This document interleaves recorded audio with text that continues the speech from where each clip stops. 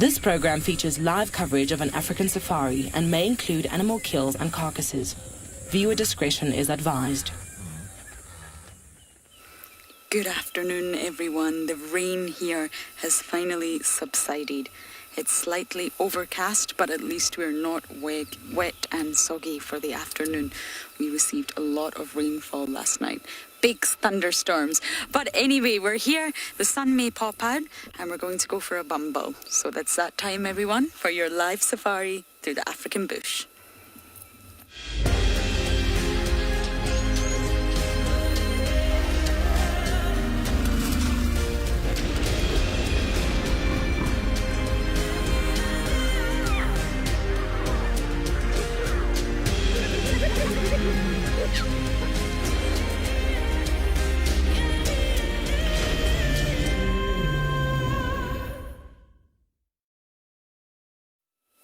Welcome aboard, everyone. It's an absolute pleasure to have you here with us.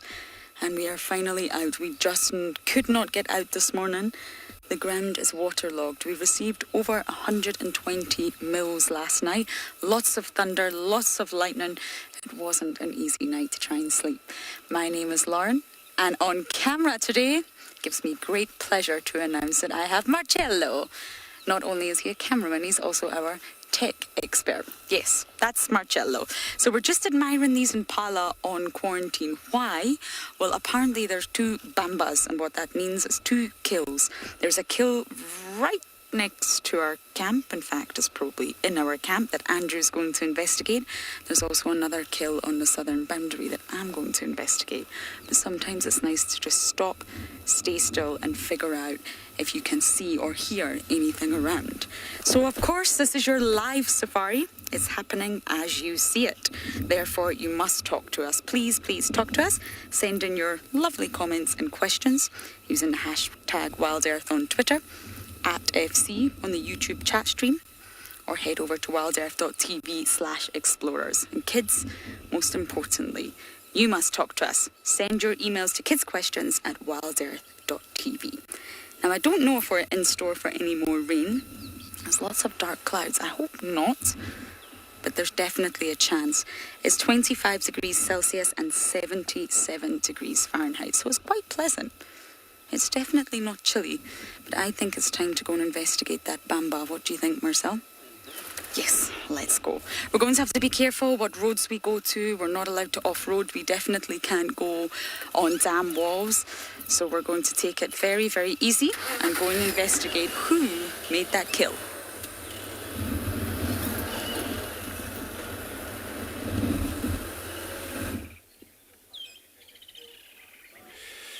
Good afternoon, good afternoon everybody. This afternoon, very cloudy still here in Djuma Game Reserve. As you can see, Impala is still way off since we can't actually off-road right now where the ground is very wet. All we're trying to avoid not to disturb the soil also is not to get stuck. And this is actually, it's going to be the plan.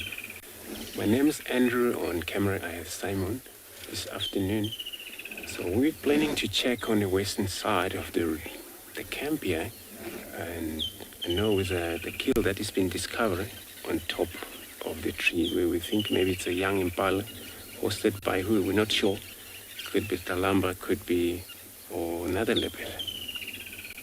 But it's close to the camp there. I think it's not easy for that leopard to return even though she's around until maybe it's dark. Due to probably a lot of pollution noises and things like that from the camp. So now we're looking at the impala. And they are also having a good time. Impala, they're one of the animals that they also forget quite quickly whenever they see something happen. Like 3 hours ago, 2 hours ago. And once they move out of the scene and everything's gone away from their mind again, they start a new life.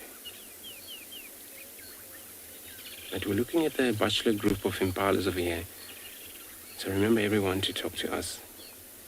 We'll be coming to you live from this area, Djuma. You can go through question, ask question through kids questions at wildearth.tv, also at hashtag wildearth. at FC. This is on YouTube channel.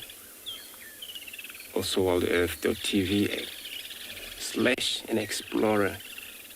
So there you're able to connect with us, able to get to know, ask any question that you'd like to know about this animal we have right there.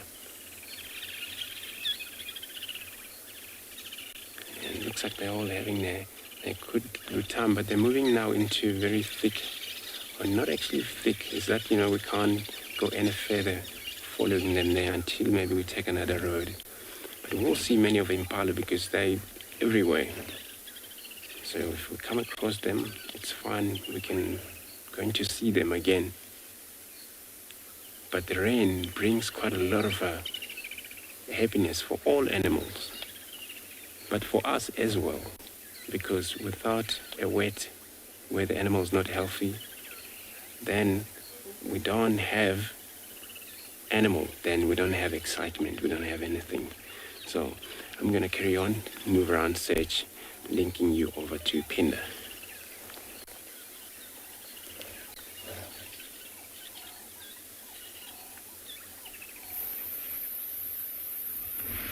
Welcome to and Beyond Pinda Private Game Reserve. As you can see, we have found a herd of buffalo that are just sneaking off to our left. You can see we've been very lucky here. We've got quite a bit of water. We've had a bit of rain here in the last few days.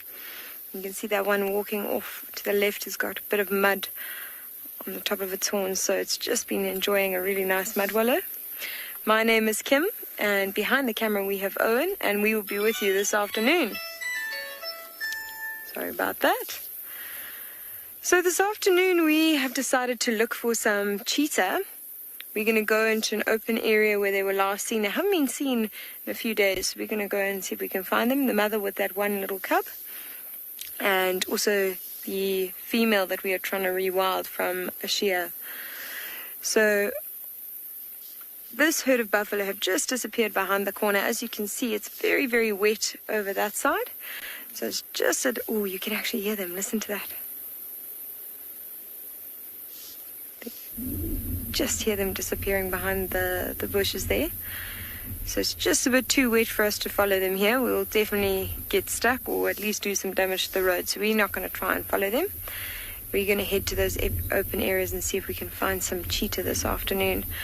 It's a really, really nice warm day. There's a light breeze out here. So hopefully some good conditions for us to be looking for some animals. And we're hoping, especially after the rains, a lot of the animals that are quite territorial, they might be out later this evening trying to re-scent mark their territories after all that rain has washed away that prominent scent. Things like rhino, leopard, anything that scent marks its territory with a prominent smell will probably be out re-scent marking on those bushes. So we're going to have a look for signs of those animals as well.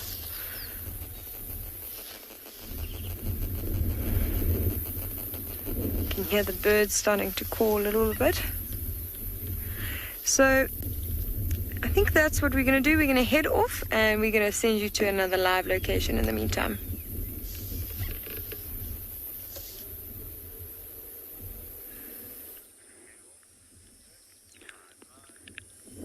Good afternoon and welcome to Tswalu. At the moment we're enjoying the view of the Koranenberg Mountains and the big vast open plains.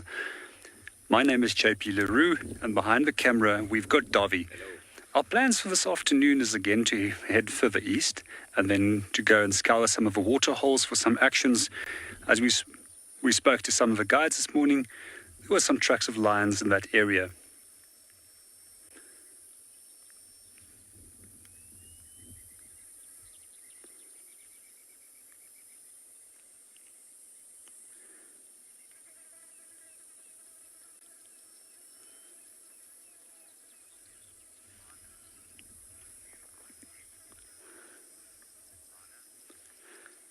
Lana, it's exceptionally green at the moment, and also what we sometimes forget is that this part of the country is also referred to as the Green Kalahari, and so far we've had an excessive amount of rain for this season, and we've also seen that there's a number of plant species that only will flower and start growing once there has been sufficient rain.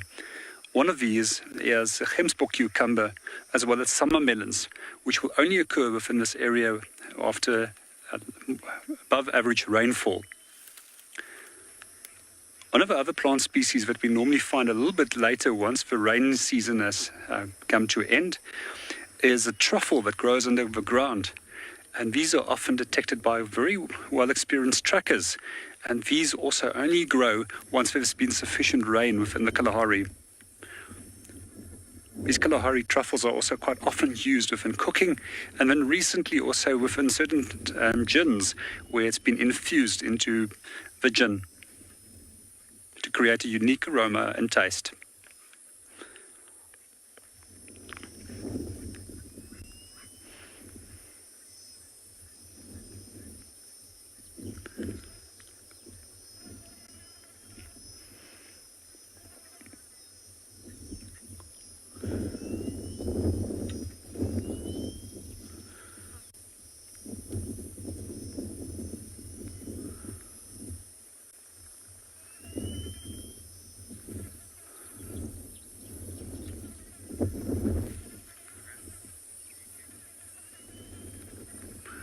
From here, we're going to continue to Brevet and go and see if we can find anything around the dam.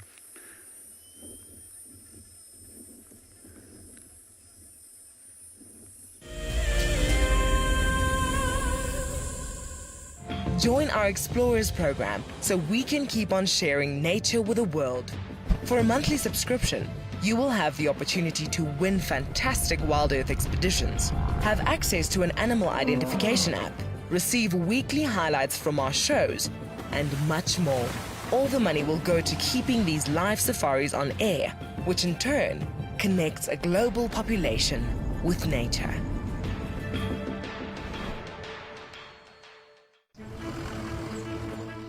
My name is Taylor McCurdy and I work for Eco Training. I love hearing from all of the viewers. However, I particularly enjoy those of you who have been watching for a few years. Your questions are just so advanced and they really get me thinking. If you'd like to ask a question on Wild Earth, you need to register on our website. Once you've done that, head to the Live Safari page and submit your questions below the live feed. Wild Earth is launching our brand new Explorer program with an opportunity to win a very special Wild Earth expedition. The lucky winner will get a behind-the-scenes Wild Earth experience at the magnificent and beyond Ngala Tainted Safari Camp. The prize includes a 3-night stay for you and a friend with a chance to sleep out in the unique Ngala treehouse. Become a Wild Earth Explorer and stand a chance to win this and many other prizes. Terms and conditions apply. What makes Anby-on-Pinder Private Game Reserve so special is our massive array of habitats. And with that comes, of course, a beautiful diversity of landscapes, but also an incredible biodiversity in terms of plants, bird life and animal life, as well as, of course, our conservation success stories with cheetah, with rhinos, now with pangolins too. Catch up with the guides daily here on Wild Earth.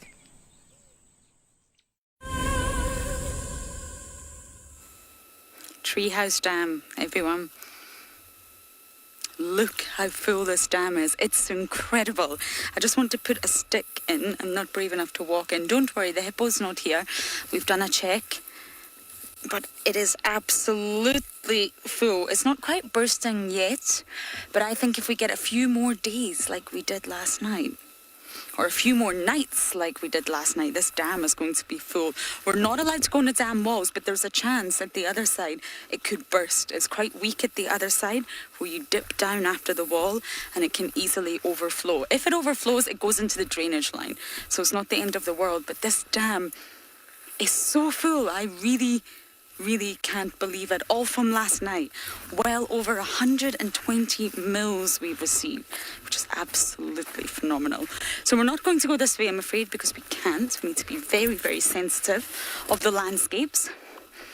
But we are going to try and check all of our dams on the way to the Bamba site. Wow. I'm just going to try and leave that stick in there. I don't know if I stuck it in well enough, but Isla, what you have to remember is all the animals out here, from your small little critters to your, will all be used to this necessarily mean they enjoy it. Marcel and I did go out this morning to check on the mast. We actually saw some not happy. They were very, very unhappy elephants. It was quite an unpleasant night because the lightning was right above us. So not only were we getting flashes, it was also incredibly loud. And I think the elephants had just had a very bad night also. So they were not in good moods. So I think they're used to it. This is normal. Thunderstorms are completely normal for the low-veld summer, and it brings the moisture that's needed to nourish the land.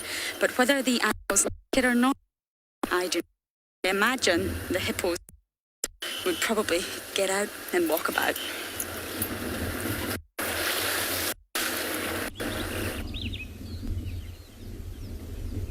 Welcome back. So even though some of the herd have disappeared around the corner, we managed to find some buffalo bulls on the outskirts. What's quite interesting is you can see, just based on the condition of this particular bull, he's very old, so unlikely still to be with the herd. They do get kicked out at about 12 to 14 years, and he is well past that. If you have a look at the wrinkles just below his neck, very sagging skin. Also his ears are starting to droop, and also if you have a look at the horns, you can see huge cavities. I mean, there's a massive one on his left horn on the top there. See, all those are signs of age. I mean, even his left ear doesn't even seem to be holding its shape anymore. It's fallen straight down. And what's really interesting about this old bull is if you have a look on the top of the horns, you can see there's some tree shavings there. And what that's from, if we have a look at all those tiny little crevices right along the top ridge, those are caused by horn-boring beetles. Now, we often see those beetles and the damage they do on skulls and the horns of dead animals.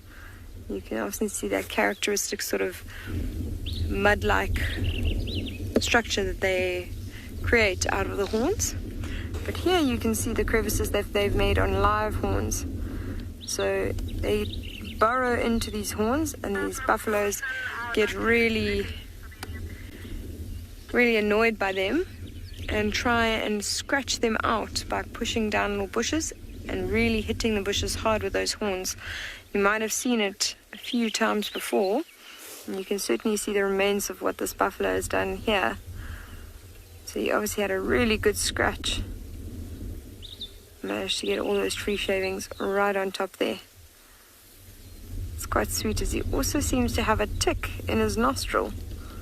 You look at the left nostril. There's definitely something large there. I hope for his sake it's not a tick, but it does seem like it could be.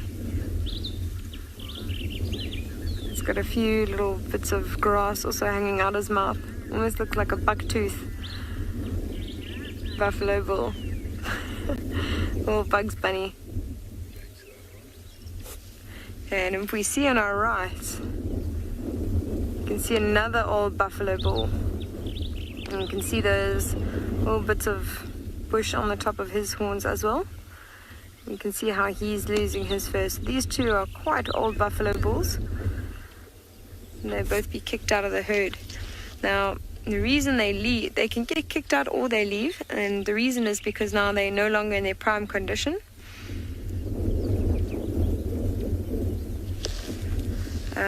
And as a result of that, they can't compete with younger, fitter males for mating rights. So they are unable to keep up with the herd. They rather either get kicked out by the younger males or they choose to leave by themselves. Now, what you'll notice is that they've got quite grumpy stares. I'm sure you've seen that. So they are known as dagger boys. And the reason is because they don't follow these herds now. They can stay in smaller areas because they're not forced to go follow far distances to find enough food for an entire herd of animals. So as they stay in one small area, they don't have to travel too much. They can feed and spend most of their time mud wallowing. And the Zulu word for mud is dagga. So because you often find them covered in mud, that's why we call them dagga boys. And they are the most grumpy animals to come across on foot. herds of buffalo are fine because they feel very protected in their herd. They feel very safe because the buffalo are one of the few animals where all the animals will actually protect one individual, not only the mother. So if one of them is taken or caught by a lion, generally the males will turn around and charge that animal down, and the herd will follow behind it. So they feel very safe and secure. Now these bulls, once they leave that protection of the herd, feel incredibly vulnerable, and as a result much more likely to react in an aggressive manner to a threat on foot, even whether it be a human or a lion or anything, since they have gotten a reputation for being quite grumpy and quite fearsome. I think that one might have lost its eye. Have a careful look. Its left eye, definitely its right eye is still there, but its left eye seemed to have a gaping hole. Oh no, never mind, it was just the angle. It does still have its left eye.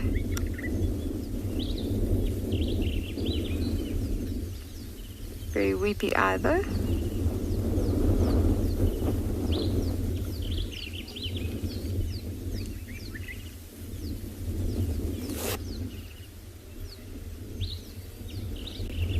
Sorry Jared, I can't copy you on my headset. I'm not copying the questions.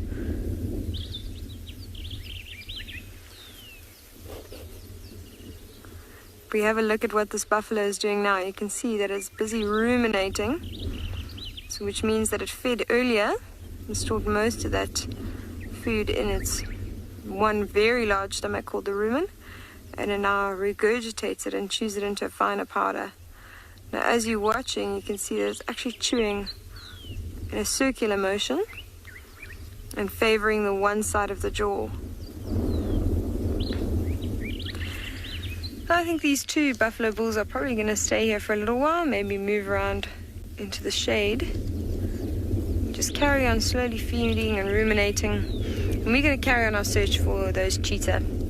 So we're going to leave them for the time being and send you to another live location.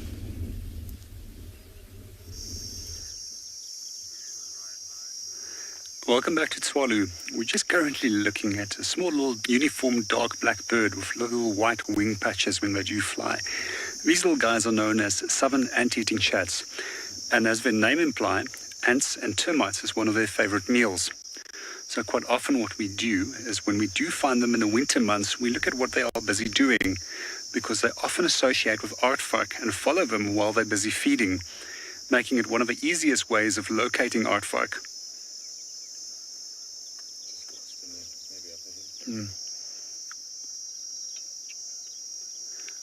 Just going to see if we can relocate them. It seems that they've flown off.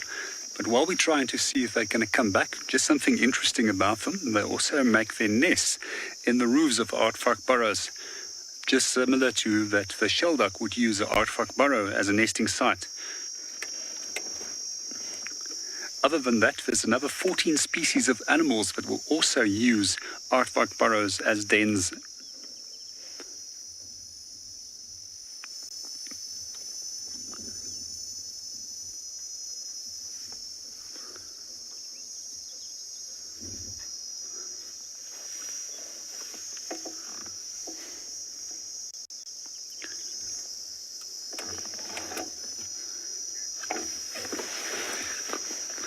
Hi Laura, just to answer your question, if they only eat ants, they also eat termites.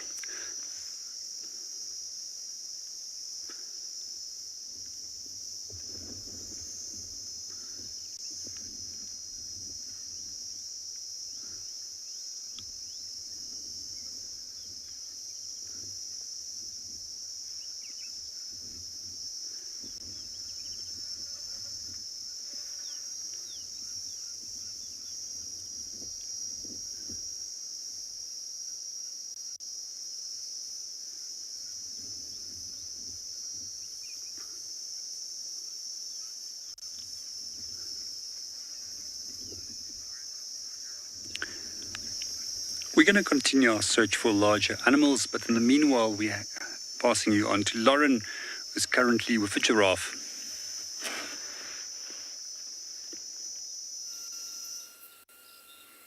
Larger animals, I have one here.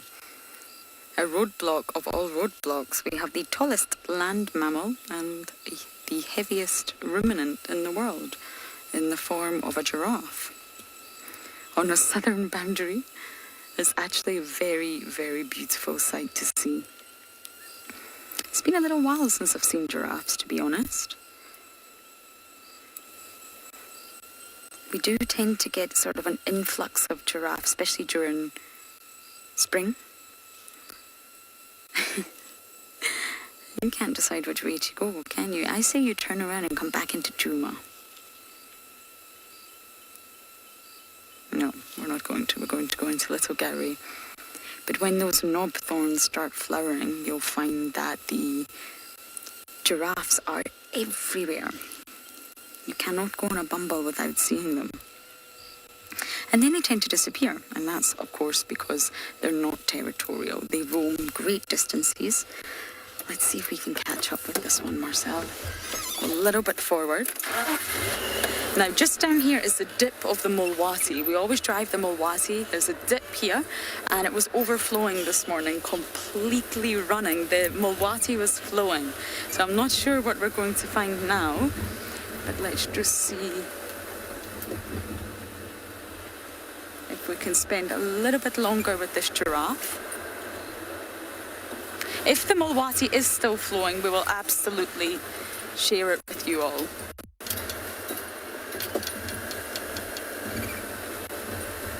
Giraffe, where did you go?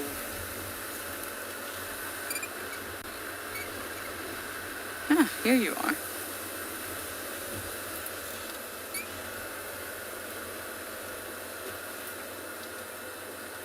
How's that, Marcello? Haxon, you're asking, if I can tell their gender from their body patterns. No, not from the patterns, but you can tell the species. Each species, there's a reclassification of giraffes, and it's quite a recent study, and there's 4 different species now. It was thought to be 1 for quite a while, but now it's definitely 4. You've got the southern giraffe, the Maasai giraffe, the reticulated giraffe, and the northern giraffe, and they do all have different patterns. This is not great visuals, but maybe it'll pop out. So you can tell the species, but not the gender. Gender, you would be able to tell from about 3 things. 1, the genitals. If you just have a look at that underside, it's really, really obvious when it's a male. And the size. Males are actually a lot bigger. They're substantially bigger. I mean, a male will weigh maximum 1,500 kilograms. And a female will come in anywhere between 700 and 900. So that's a large difference. And then the ossicones. If you look at the ossicones, females will retain those hair tufts. I can't believe this giraffe is hiding from us.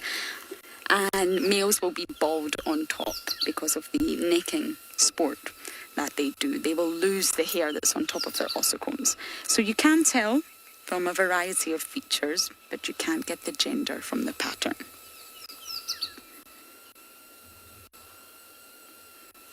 Should we try and go forward a bit, Marcel? Okay.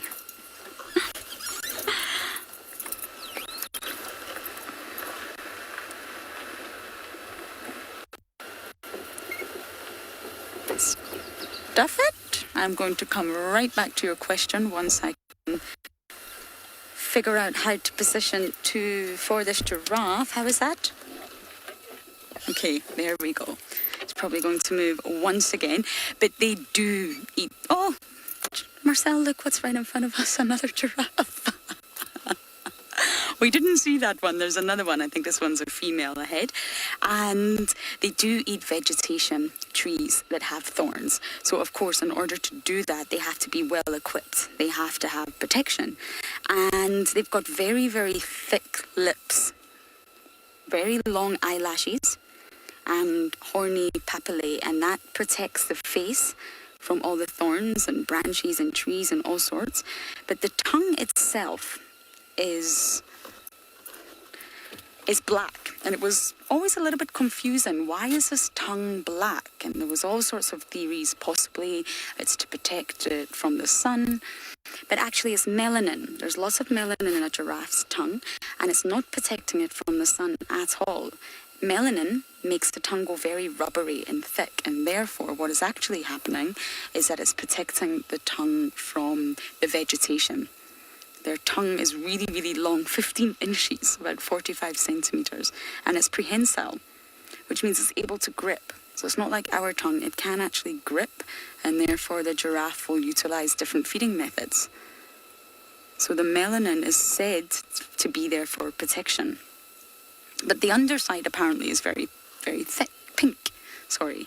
So it's black on top and pink underneath.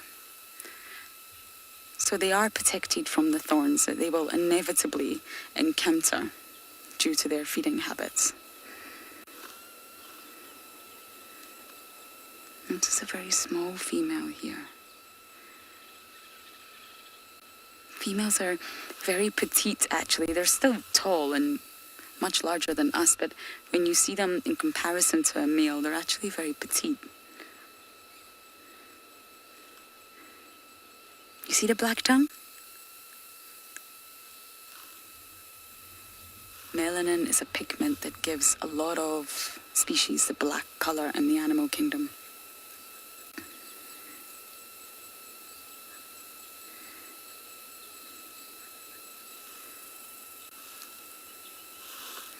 Many of you are saying she's so gorgeous. Oh yes. Very graceful animals. You're also going to go into Little Gallery, aren't you? Giraffes are not territorial, and they have a very loose social structure, but they're gregarious. They like to be around their own kind. They like to be around other giraffes.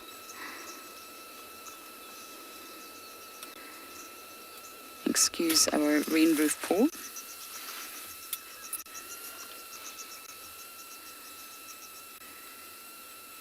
I'm really, really excited to get down into this Mulwati and see if it's still flowing. It was flowing last year. I remember Tristan, Seb and I did a dance in the Mulwati. I'll never forget it. We thought it was a great idea to take our boots off and dance in the river, and then we realised, oh, we're going to have cold, wet feet for the rest of the drive. It wasn't our smartest move, but it was a great memory, and I'm really intrigued to see if it's flowing again.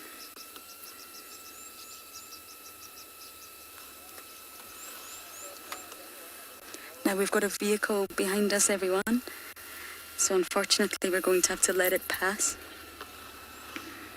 And they also probably want to say good afternoon. Good afternoon. Hello. Hello. There we go. So I think we're going to go. We'll let Rexon get up ahead, but I really, really want to see the Mulwati.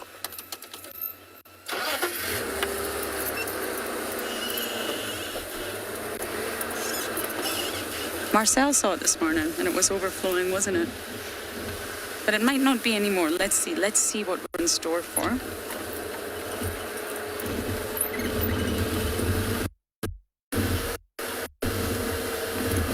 Rosalind, I believe giraffes do. There's some reports in various different locations where giraffes have been hit by lightning. So yes, effectively, I believe they do.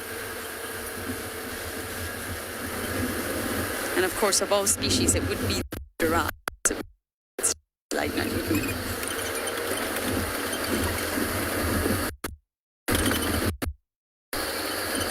Sorry, I just want to have a good look. Apparently Baboon Pan was overflowing as well, so we can't traverse on this property, but we definitely can admire it. Oh my goodness. Would you look at that? This used to be a very, very tiny circular pan. Chandy used to frequent this area a lot, so Bowie frequents it. It's called Baboon Pan. Wow. It's completely broken over and gone way off to the right.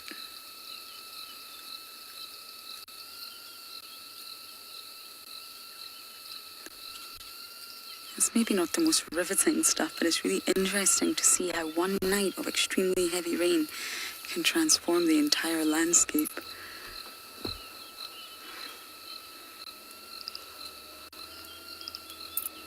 Okay, shall we bumble ahead, Marcello, and see if it's overflowing.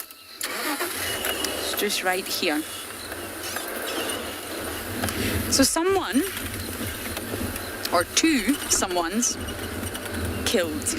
Either last night or this morning, I'm not sure. There's 2 kills. I'm not entirely sure if they've been hoisted, but the culprits can't be found. But sometimes if you can find a kill, you can then just... Oh my goodness!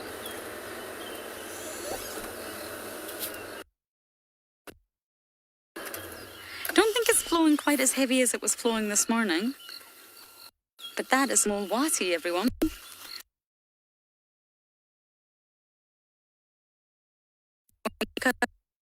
Dry riverbed.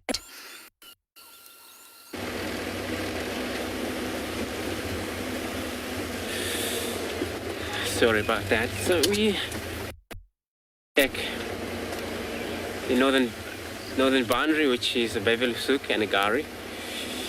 No sign of any new tracks of a cat. So we continue to check. We're going to check one of the water hole as well.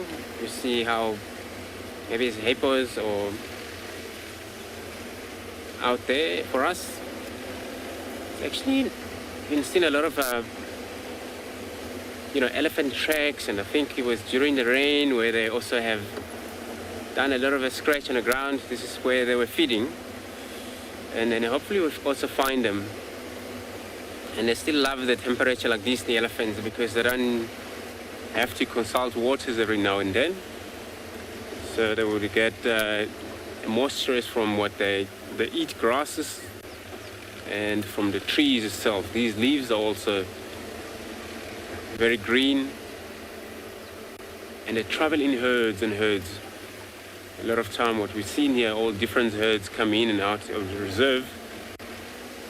Sometimes which they travel back to Kruger National Park, and when they come back again, they come back in the massive herds. So hopefully we bump on them. There was a lot of tracks that I saw back there. So maybe it's those of herds that often travel in such a massive number.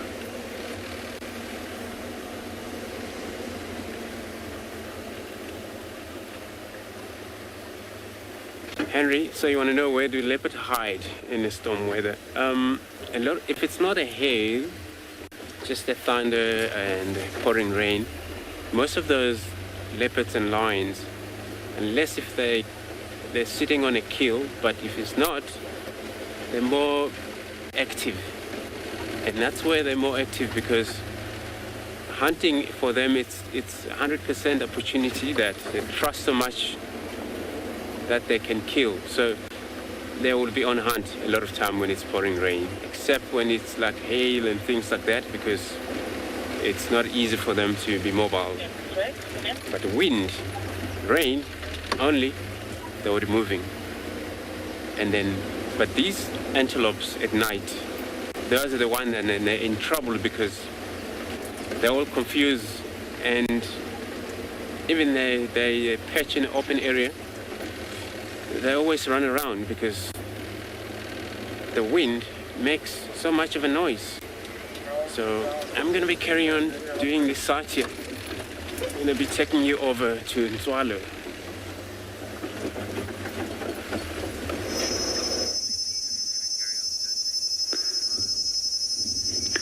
Welcome back to Tswalu. At the moment, we just took a small little walk through the veld, and we came up onto one of the interesting plant species which we do find in this area. The plant that we have over here is known as a Bushman poison bulb, in Afrikaans meaning a gifbol, which translates into a poisonous bulb. The alternative name for this species is a tumbleweed, which I will explain into a moment.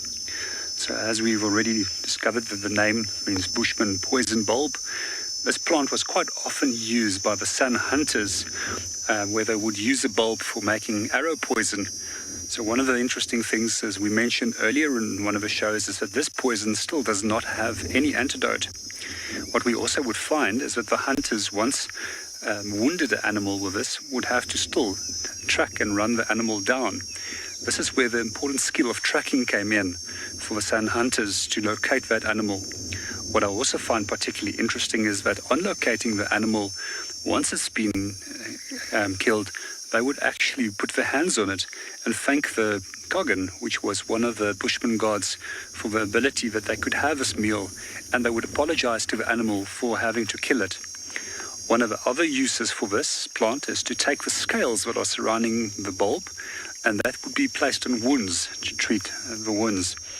What I do find interesting is the very unique mechanism that it uses to disperse its seeds. As you can see, this round structure has a number of seed pods to the end, and when this dries and falls off, the wind will actually blow this, hence the name tumbleweed, and the seeds will be distributed.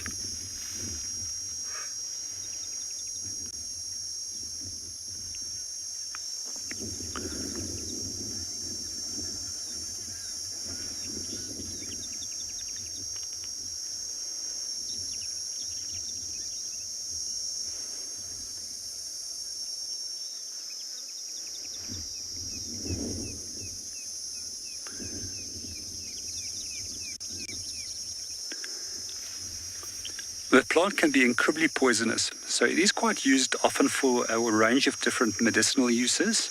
However, that if you overdose on this, it can be fatal.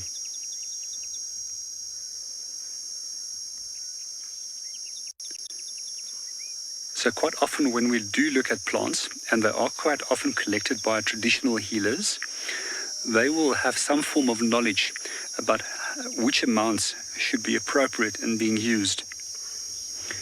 I definitely would not recommend it for anybody to go and collect plants from the veld and use this for medicinal purposes. Quite often people do so, and they do get the incorrect measures and doses in, and this can be potentially fatal and lead to problems in the kidneys. We also find what's quite interesting is that a number of animal species such as Cape porcupine as well as the South African ground squirrels have the ability to feed on toxic bulbs without suffering any ill effects. However, for humans, not such a great thing to do.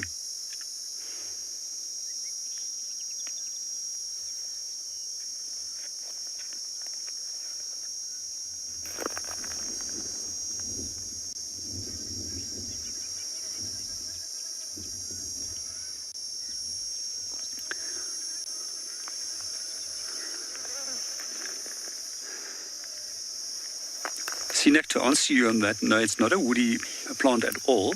So it's actually got a very soft structure that will break off.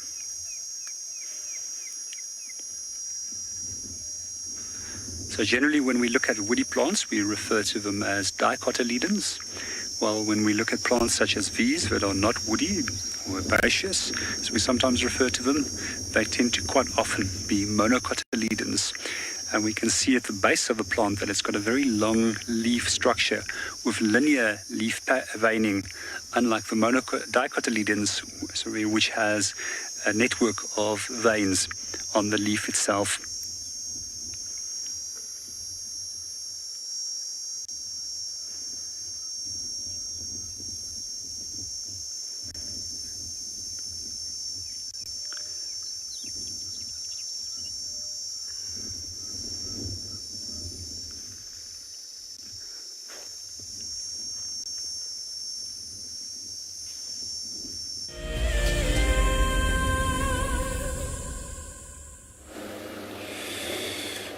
So we actually had a visual of a female kudu over here, and she was actually lying down in one of these mounds. She only stood up when she saw us. But usually female kudu, they stay in herds. But how she disappeared on the other side of the mound, maybe she'll pop out on the right hand side of the mound, and they were not sure. Hopefully she'll do that. But the kudu, they remain in groups, especially females, which they find a number of them, about 7, maybe 12 of them together, where males all separate from them. But sometimes you find the males also a group. They're one of the animals that they're not territorial.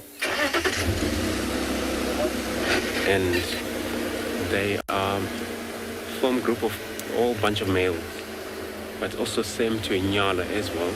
And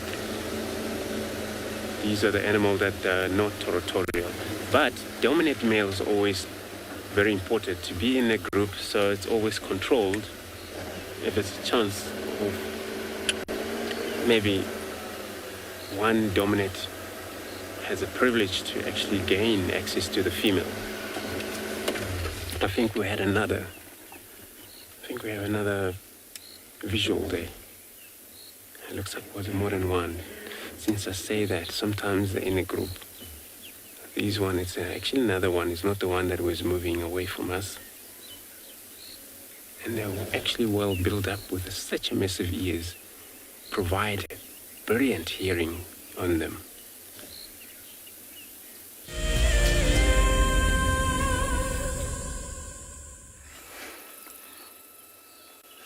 So we found the kill site. It's actually on Little Gowrie, not on Chitwater Djuma. Up in Marula here, we've got an impala lamb, I think, and it's stashed very... It's a little bit sad how it's stashed. Rexton's behind us, and you can hear squirrels alarming. So I think, although it's not the most riveting thing to look at a tree or a kill, I think we might just sit tight here. We haven't seen a leopard in a very long time, and hope that whoever made this kill is going to come back for it. One of the vehicles that is allowed to drive on Little Gowrie went and had a look, and there's no leopard around the vicinity, but the carcass is full. There's lots of meat on it. So somebody's got to come back for that. There's a leopard in the area for sure. So I think we may just stay here for a little while. Sometimes it's worth the wait, especially when you haven't seen a leopard in a very long time. I don't know how Andrew got on with his mission, but there's definitely a kill right next to our camp as well. That always happens when there's thunderstorms. They kill next to our camp for some reason. Last year after a big storm, we had Tungana killing on the Djuma sign. You had to be very cautious. We sat on that for about 4 days. Sorry, that's incorrect. Tlalamba killed it. Tungana stole it. But it happened.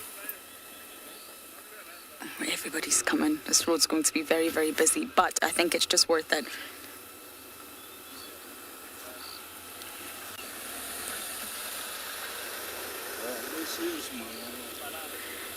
So excuse the noise. The vehicle has parked right next to us for now. It might be a little bit noisy. And right on the way, there are three bow branches. There are 2 branches going up. And then another one is Yes, everyone's very sad for the impala. Just the way it's positioned, it looks a little bit sad.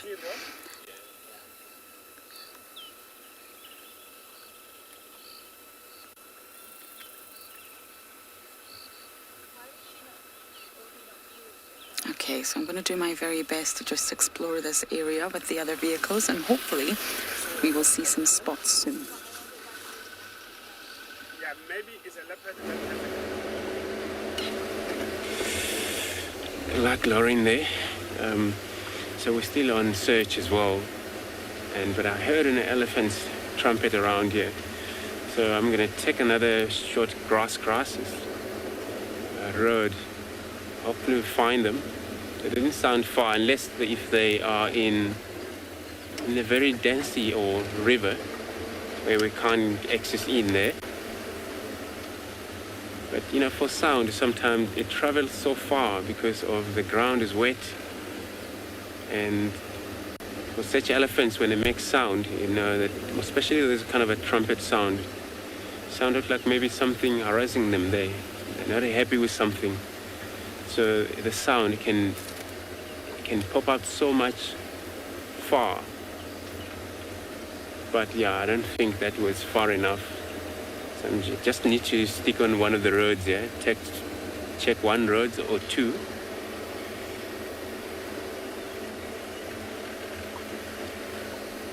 If they make such noises like that, it happens sometimes.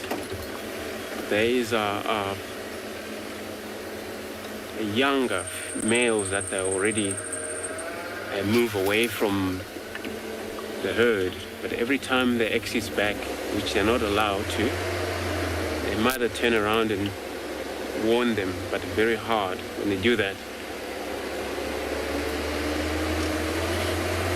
But yeah, they are one of the intelligent animals. It actually takes so much time for them to forget why they're not or not allowed to follow their mother anymore. As a teen, oh, we got them right in front of us. I just need to get close enough to this elephant. And I'm sure these are the ones that are making so much of noise here. So what I will do, I'll actually park these far distances and just to see what's bothering them there.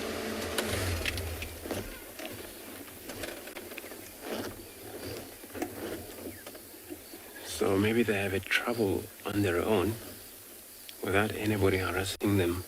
A trouble on their own, it's these young men I'm talking about.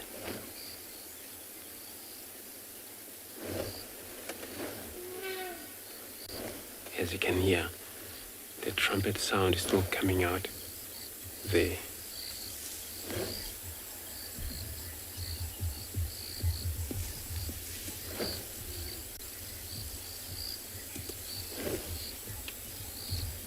It's quite actually very cool that they're not actually, you know, they were supposed to flap their ears more than that.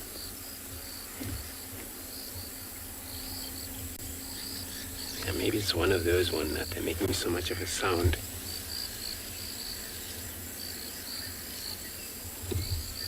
But behavior like this sometimes,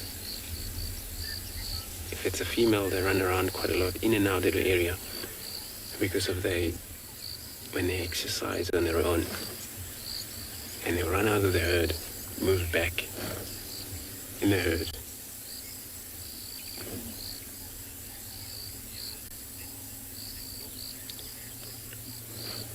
So everyone, let's take this time, just listen to these animals as they walk towards us.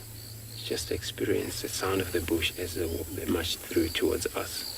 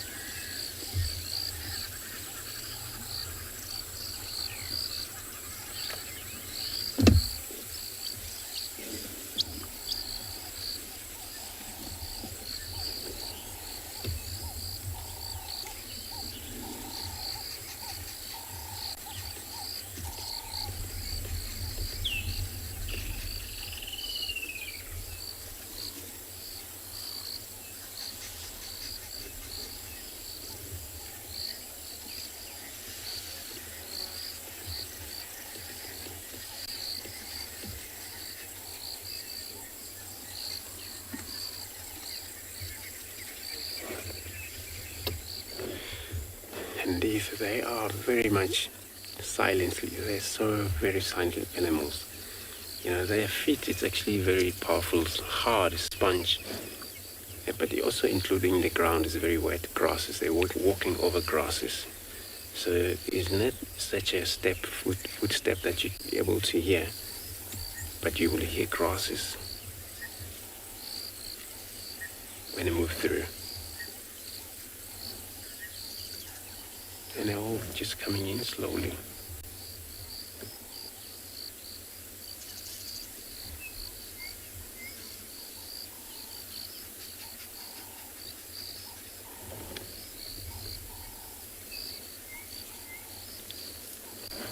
So I'm going to stay put here, see if these elephants come in slightly closer.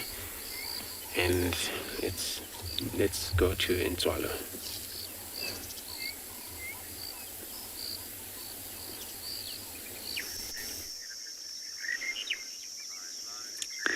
Welcome back to Tswalu. At the moment, we are actually having a look at a monotonous lark. And as that you can listen to the call, It's a very long, drawn-out, monotonous call, hence the name monotonous lark. So quite often we don't see these larks for many months. And then suddenly when there's a large amount of rain that falls into the area, then they will come into that area and come and breed. So this little guy that's over here, this is a male, and he's busy displaying in the hope of attracting a female. So very distinct display that they have, quite often puffing out that white throat, and sometimes pendulating forward almost at a 45-degree angle and then bringing the head up and continuing doing that little call that they're producing. So generally most birders will refer to birds that are brown and uniform in coloration as little brown jobs or LBJs. However, we normally tease those. That's people that do call them LBJs as those that don't want to actually undergo the challenge of identifying them. So quite often, one of the most accurate ways of identifying little brown jobs is by actually learning their calls and then start working on the plumage pattern.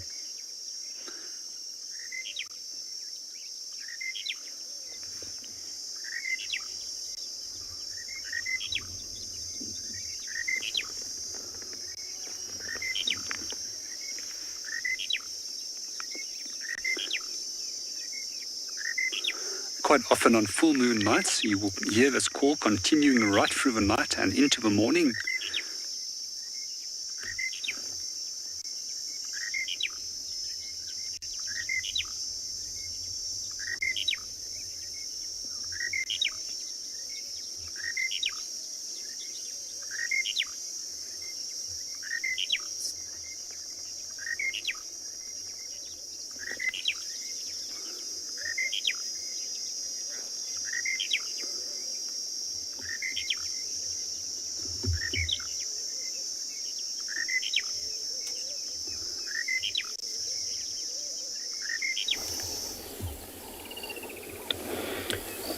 Thanks, JP.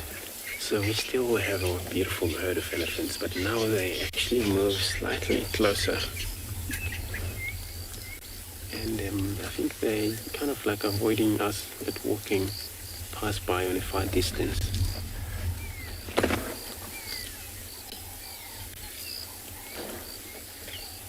So they are enjoying really very wet grasses.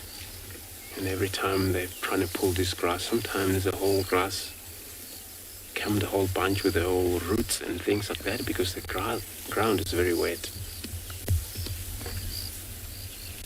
But they were able to use their skill or separate those soils and things that is not necessary to their mouth. Chop off, use these premolars they have.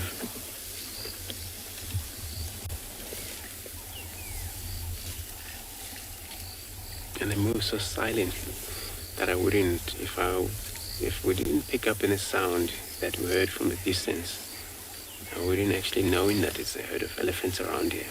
Because we've been trekking these tracks since we began the drive.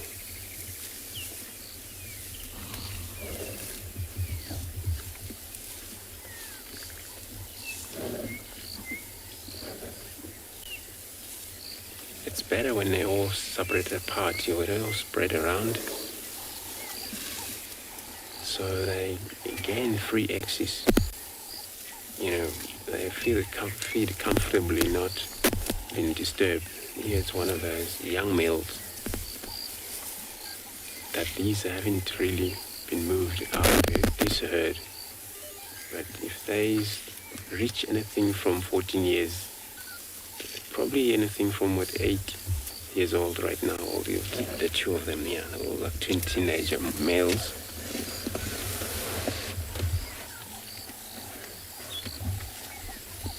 So you found it's a massive herd, because there we saw a lot of tracks, but during the course of the day when they forage and they got to spread out each group and move separately. But what happened in this group, you have a matriarch, but also you have a senior female that she assisting matriarch all the time. If that happened, separate. Each group moved different way. Two groups, one would lead by matriarch and the other one assistance, female. but she also have experience. And during the course of movement, they do a lot of also communications, able to hook up again.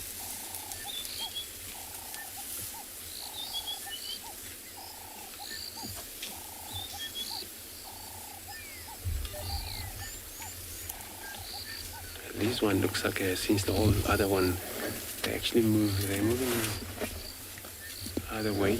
But this one, they might actually head straight towards our vehicle, I believe so.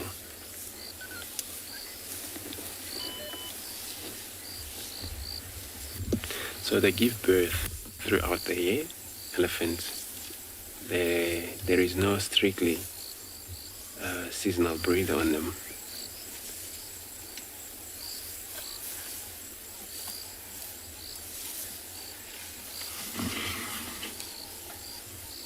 And these bigger males were always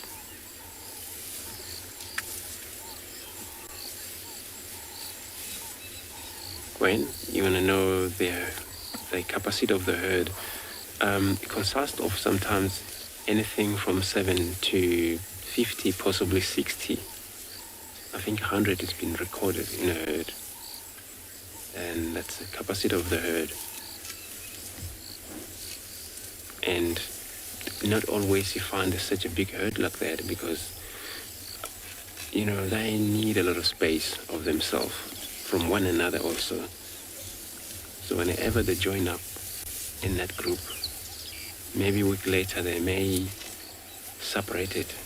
Maybe 20 move different way also, or 30 move different way, another 20 move different way. So I'm going to try. I'm not going to turn around yet. The grass is very wet, or the ground is wet. So I'm going to try reverse back where I just came from.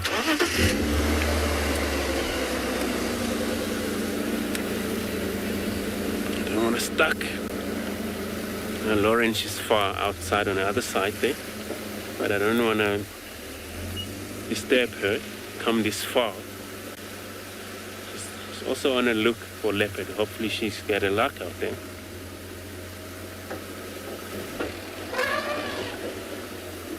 It's probably because of us reversing. These young ones that aren't really maybe enjoying our company.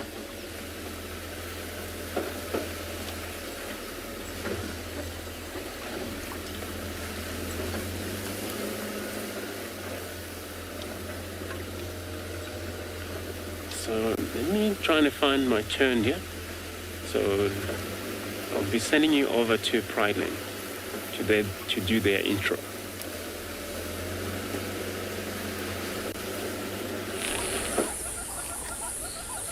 Well, the buffaloes that were standing out in the open got a bit of a spook.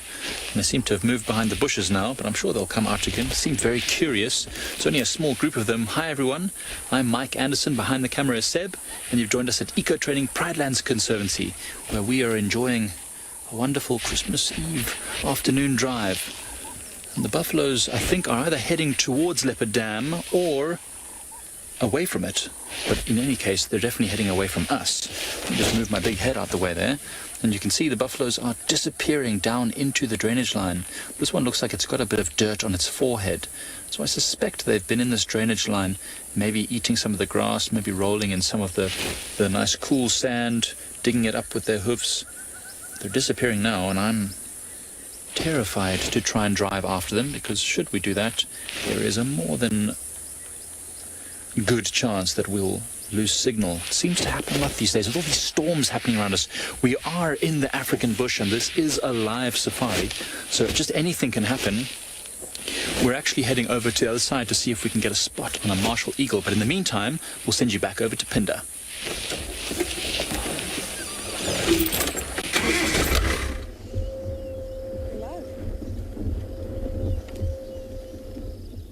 Welcome back to and beyond Pinda Private Game Reserve. As you can see, we're sitting at a watering hole, watching some fish. Oh, you just see that blue springbok actually managed to catch a little fish there. Wat super niks with the microphone.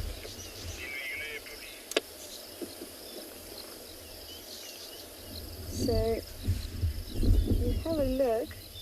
Having a bit of a field day there. I think what's happening is if you can see in between us and that African spoonbill, that's that big white bird with the long red bill and the long feet. There's a whole lot of little flying insects flying around.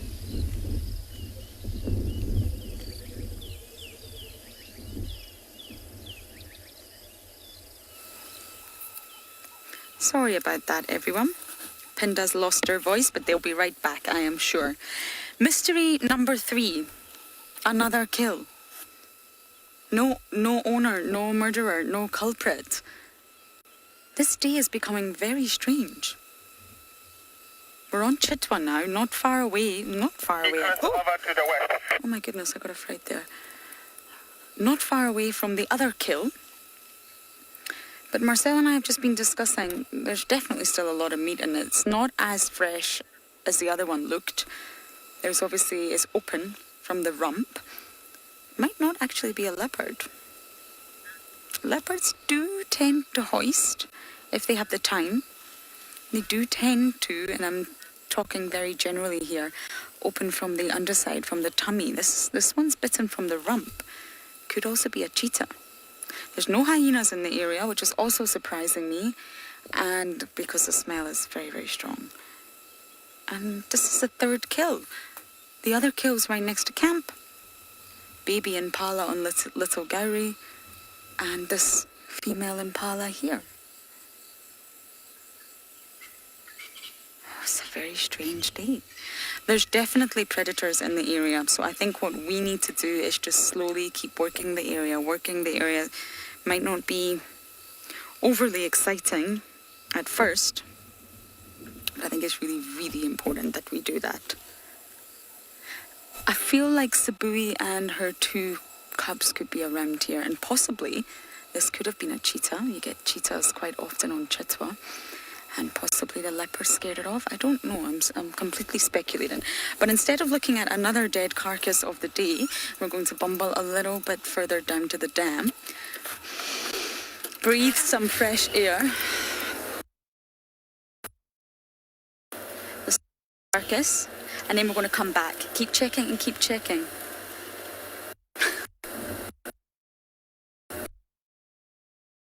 Murder mystery, yes. My favourite board game of all time was always Professor It's just the best. I feel like I'm in a real life game of Cluedo. What on earth is going on? We're probably not going to find the murder weapon, but murderer. Very close proximity to one another. Okay, we're going to just check out the dam for a little while and see what we can find down there. Thanks, Lauren. So we managed to reposition here. We come back to the normal road.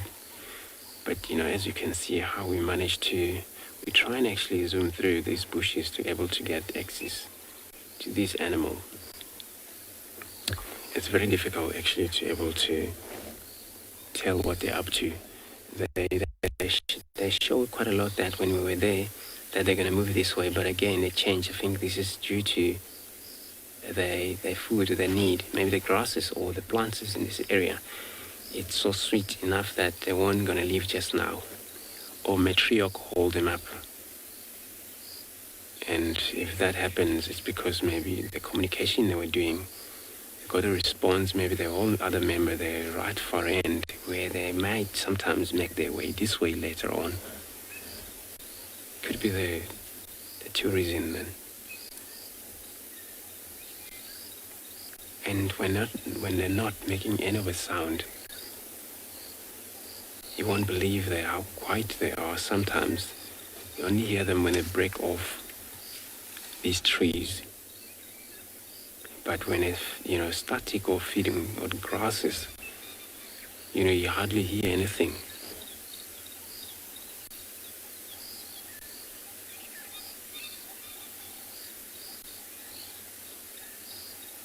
So they would now, wherever it's a puddle of water, they would really like that.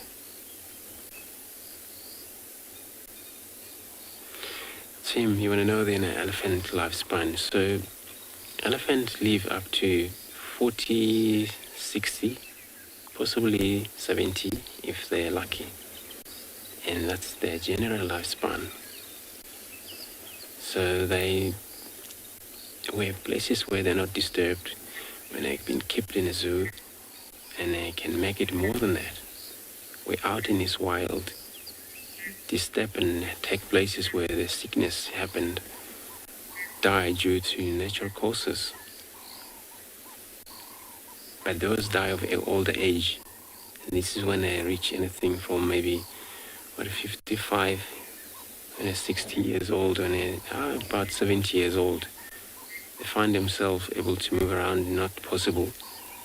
And of course, feeding also can be very difficult for them because they rely on these premolars they have. But once these get tired, and then that animals won't eat, and then it's a result of death. That then is the natural causes that take place.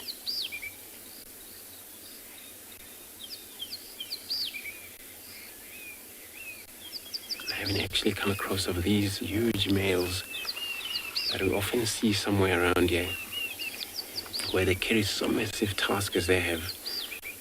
And remember, male and female also, they have tusks. So I'm going to stay put. Sorry, yes. I'm going to be still here with this elephant. So I'm going to slightly reverse back because there's another female. I think she get closer to us. Hopefully she stick around for us, but I don't want to scare them. They worry too much, more especially when they have their babes with them. All they think when they see any company, they think you want to steal their baby, but they don't trust. It's so cool they don't trust because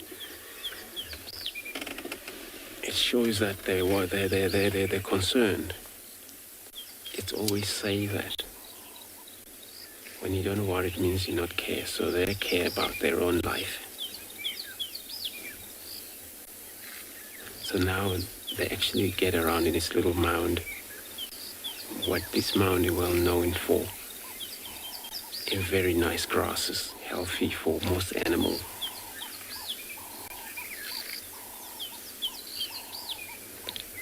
So I'm going to stay put here with these elephants, and I'm going to be sending you over Pinda.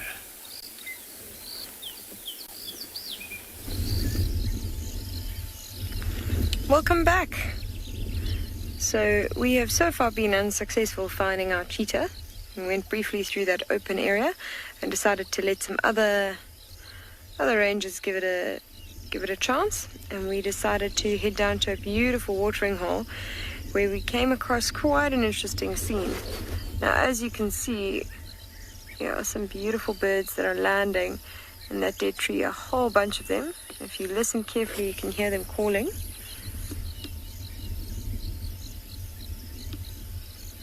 And those are European bee-eaters, the intra-African migrants that have just come back.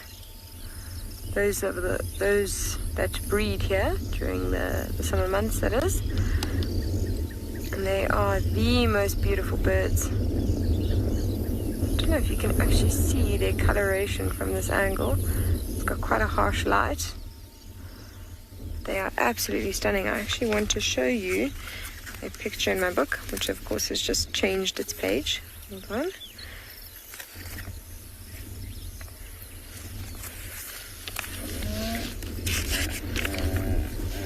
So here we have them, a European bee-eater.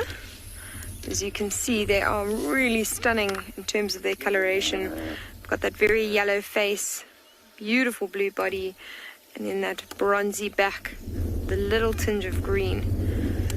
And of course, when they fly, you can see that characteristic long bill and sometimes a little trailing edge to their tail. So they often fly in flocks, and the reason they're here at the moment is because we have had so much rain. So we've had this eruption of termite alates, which is providing a huge amount of food for the birds around the area. So what's quite interesting is even if we look just in front of us on this road here,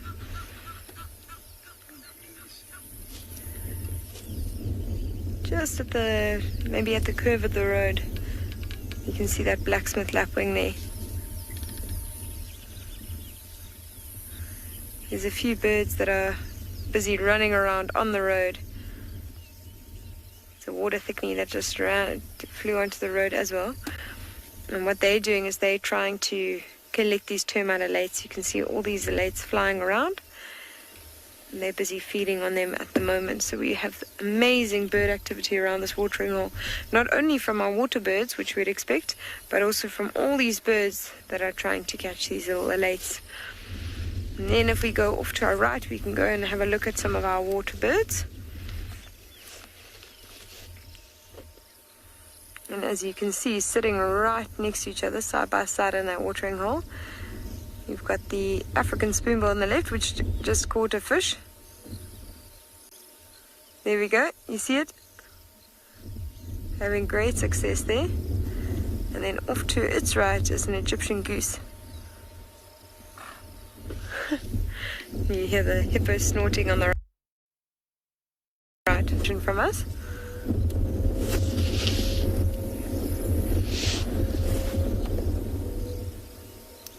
So now if we have a look at that spoonbill, you can actually see it's being really successful in terms of feeding.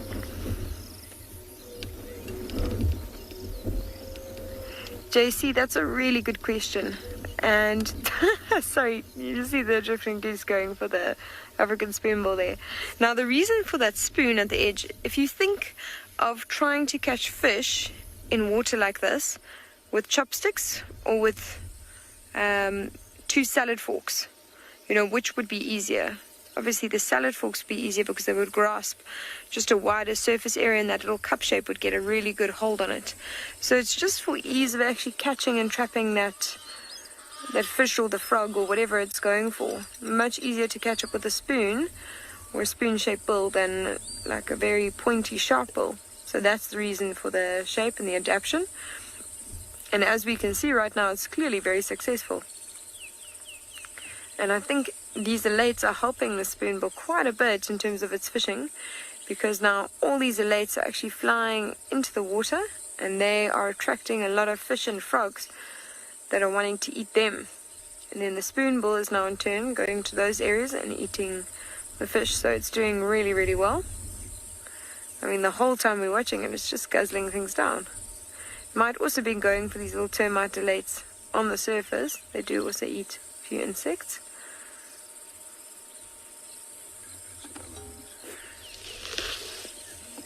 So if we're going to go off to the right, we're going to see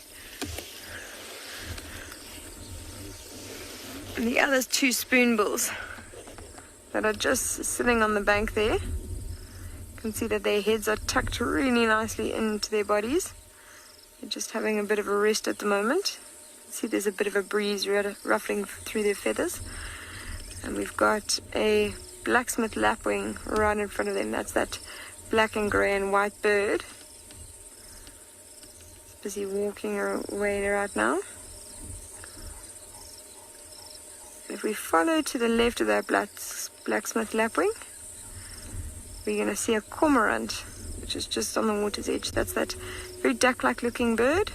It's got quite a white front, black body, and that is a white-breasted cormorant. Beautiful bird to be seeing right now. And we go along the edge of that watering hole, just to the right of the cormorant. It's actually walking towards it right now. You're going to see a tiny little bird. It's busy just sticking its bill in the water, getting a little bit of a drink. That one's very white in color. It's got a black collar around its neck. It's got a white ring on the top of its head, and that is a 3-banded plover. Now we can see the size difference really nicely between the plover and the lapwings. You can see the plover is much, much smaller compared to those lapwings, and that's hence the reason of the name change. You know, we decided the lapwings are much bigger, and they'll stick with that name. The plovers being quite a bit smaller, so the categories have changed. Now if we go off to the right, we can actually see the yellow-billed stork busy feeding. Now it's got a different sort of adaptation, whereas the spoonbill has that really nicely shaped bill to catch fish, can see this yellow-billed stork is walking very slowly through the water. And you can see how carefully it's placing its feet. And so the placement of the feet are very sensitive. They detect movement. And so it keeps its bill wide open like that. And as soon as it detects movement with the feet, it's going to put its bill in the right place and snap it shut. Hopefully snap it on a fish or a frog. We can see it's got a little of a pinkish hue on the back feathers, which means that this particular yellow-billed stork is going into its breeding plumage, or actually just coming out of its breeding plumage. Now it's pruning itself a little bit, giving itself a bit of a clean. And it's resuming fishing again. And if we pan right from that yellow-billed stork just to the edge of this sort of peninsula, you're going to see a black and white bird with very long red legs. It's actually standing on one leg at the moment by the looks of it, giving its one leg a little bit of a rest.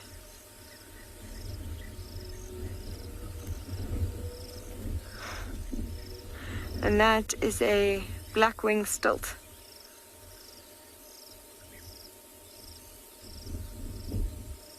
It's busy scanning for food at the moment. You can see it looking around really carefully.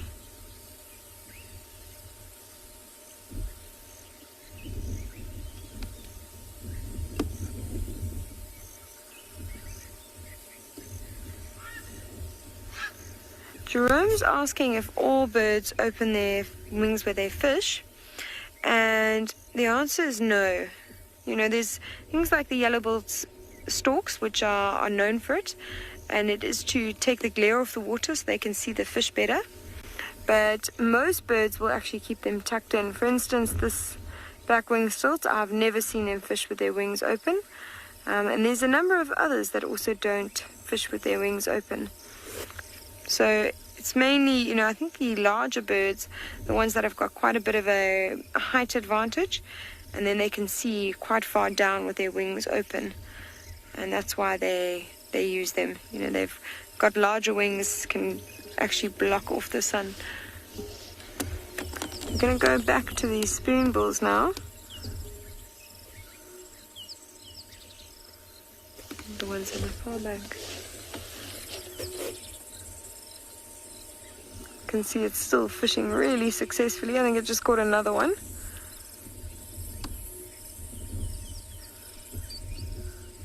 Mr. Wild, yes, there are definitely crocodiles in this dam. In fact, we saw, as we arrived, we actually saw one running out of the thickets into the water, which makes me think that there's one busy nesting on the outskirts. You know, crocodiles have the same nesting behavior as impala and wildebeest and warthog in southern Africa. The Nile crocodile will also try and lay their eggs in the wet season between November and as late as February. And so I do think that one is busy nesting at the moment, because they go outside the water and they find like a little sandbank and they bury their eggs in there and go and incubate them in every so often. So I think that's what she's busy doing at the moment. And we also do have some younger crocodiles that are around this area. We were very lucky to see a fish eagle the other day carrying one of these baby crocodiles off as it was fishing. So you on the baby crocodile. Okay, I'm just gonna show you that little hippo. It's got its eyes above the water. You can see its eyes are closed. It's really being quite sleepy at the moment. And there's another one with its nose popping out to get a bit of a fresh air. So I think we're going to leave this watering hole, as beautiful as it's been, and we're going to see what else we can find for you this afternoon.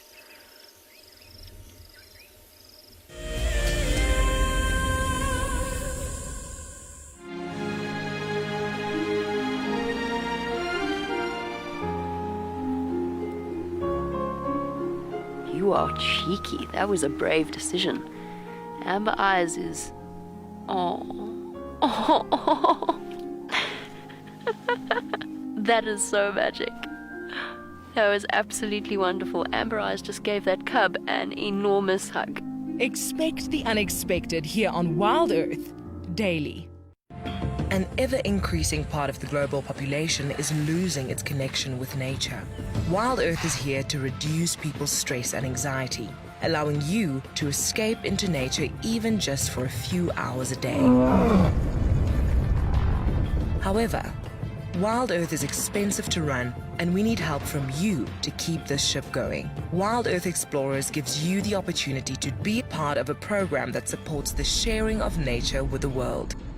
This is Rusty. He's my favorite vehicle, and we've been through all the good times here in the bush. Now, if you feel a connection to Djuma Game Reserve like I do, then we have a fantastic opportunity for you. You can have your name engraved on a brushed metal plaque just like this one, and we will attach it to Rusty so you can always be with us on safari in spirit. We will even send you a digital photograph once your plaque is mounted on Rusty. Spaces are limited, so grab your spot now. Why is the Mara special? It's one of the only few places that you can find the annual wildebeest migration. I will still go for the lion. The main reason is a sign of royalty, leadership in my tribe, and apart from that, over here, it is feared by all but loved by everyone. Catch up with the guides daily here on Wild Earth.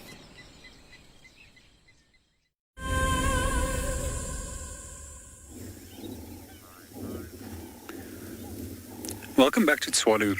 So we're back at Brevard Dam again, and we suspected that we eventually get the tracks of lion in this area. After but another guide informed us there was tracks from the north into a southerly direction. And as we got here, we managed to find quite a large number of tracks where they were drinking. So here yesterday, and as we followed the tracks away from the water, we actually determined where they were actually lying up. So these again are a group of lions from a few days ago. There we can see again the 3 lobes at the back of a foot, 1, 2, 3, 4 toes, and the lack of nails. So as we follow these tracks, they were heading a little bit further up. And here we can see where they were actually lying down.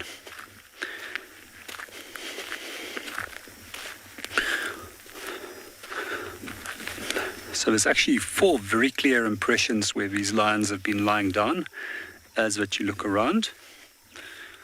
And once again, there's our little track over here.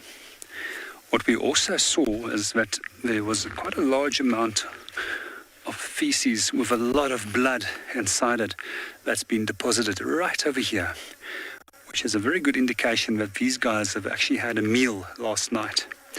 So being an incredibly hot day, knowing that they had to come and drink water to assist with digesting the protein that they are consuming, we also reckon that they're not very far away. So what we'll be doing is that we'll be just working this area for a little bit longer. So knowing that these lions from the South Pride group has cubs with them, we're going to actually not get out on foot because we can potentially get charged by them, because mothers will try and protect the young at all cost. So the wise thing to do is actually to work for blocks and see if there's any tracks of these lions moving in or out the block. And once we've determined that there's no tracks going out of a block, we will go into the block to follow up. So the reason why we don't directly drive into a block is just purely out of a conservation ethic to prevent unnecessary trampling with a vehicle as that we go over vegetation and potentially can harming small little animals and insects.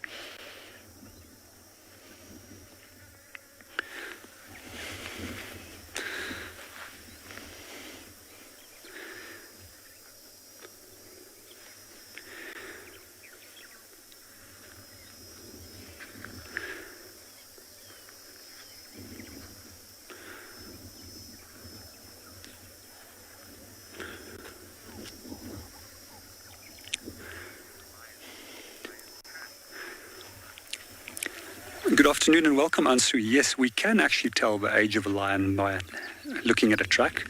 So we can roughly guess it's either a cub, a sub-adult, an adult, and then we can also separate between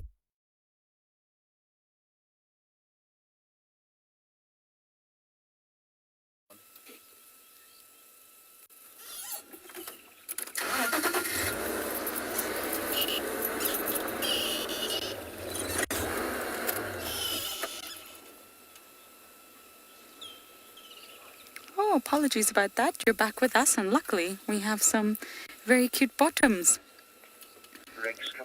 We have a mama warthog and 3 babies. Very alert.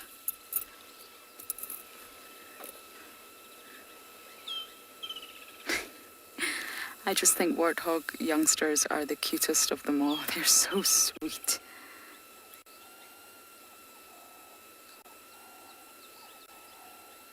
They're actually walking straight in the direction of the female impala kill. We've done a little loop around Chitwa, not that I expected to bump into someone, but there's definitely predators, and I use the plural here, in the area. So we're just going to continue to loop and loop and loop, see what else we can find along the way, see if we can get any closer to these warthogs, but I'm not entirely banking on it. I spent a lot of time with the common warthog in Ethiopia. You get the common in the desert. And they're very relaxed. You can walk right up to them. They're very, very relaxed to humans on foot. But the warthogs out here are not, and it's completely understandable why. There is a threat around every corner. Now, it's not humans, but still, every corner there's a threat. They're going off into the grass, but let's see if we can get a view from here. Can you work with this, Marcel? Yep. The grass is almost too long for those little ones.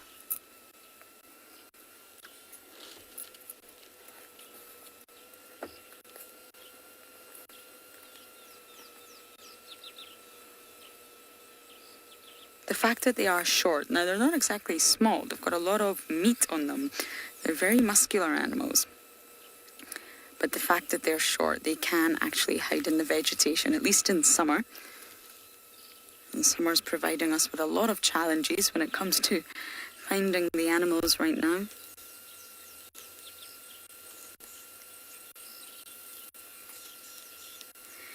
Abby, I got asked this question the other day and I didn't actually know myself, but on average a warthog will have 2 to 3 little piglets. And that's normally what we see around here. There was 3, but we saw the other day one mother with 4 little piglets.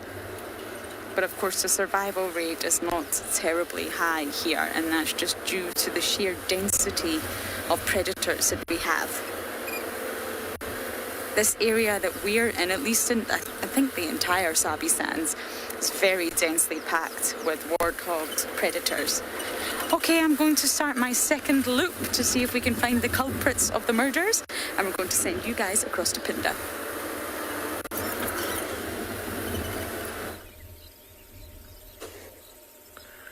Welcome back. So we decided to actually stick around. Oh, watch this. There was some pied kingfishers coming to the area, but they didn't actually fly over where I thought they were going to fly over. And we decided to stay here for a little while. As you can see, we've got an African spoonbill that's busy fishing with quite a bit of intent. Look at it flying its bill straight through that water. Going very purposefully from side to side.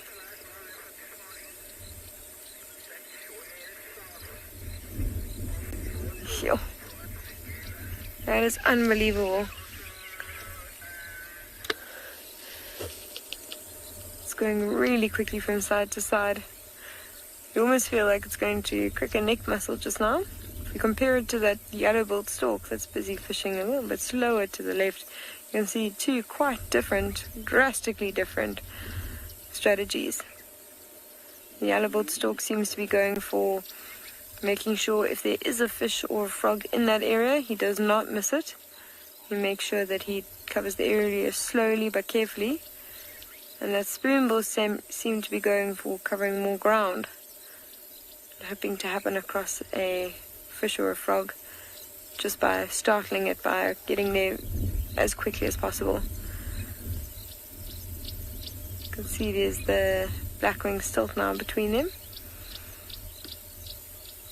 You can hear that greenback Camaroptera in the distance, that very loud clicking sound. Tick, tick, tick, tick. And there's the Egyptian geese flying over now.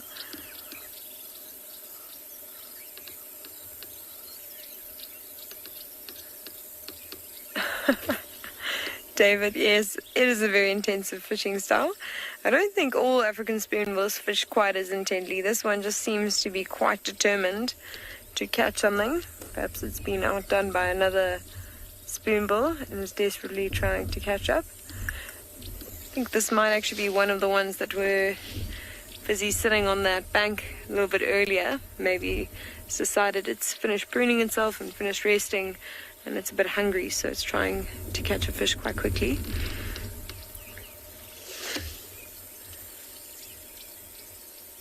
It's a really beautiful, peaceful scene here, and it's wonderful to see that the watering hole has filled up a little bit, and all the signs of life that brings.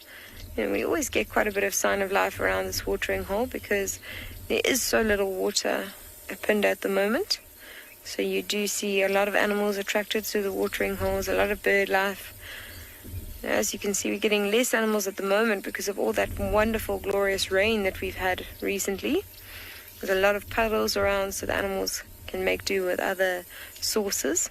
There's a crocodile that's popped up just on the right there. Just go there, you can see it. Its eyes are just above the water. Actually saw a fish pop up behind its head just now.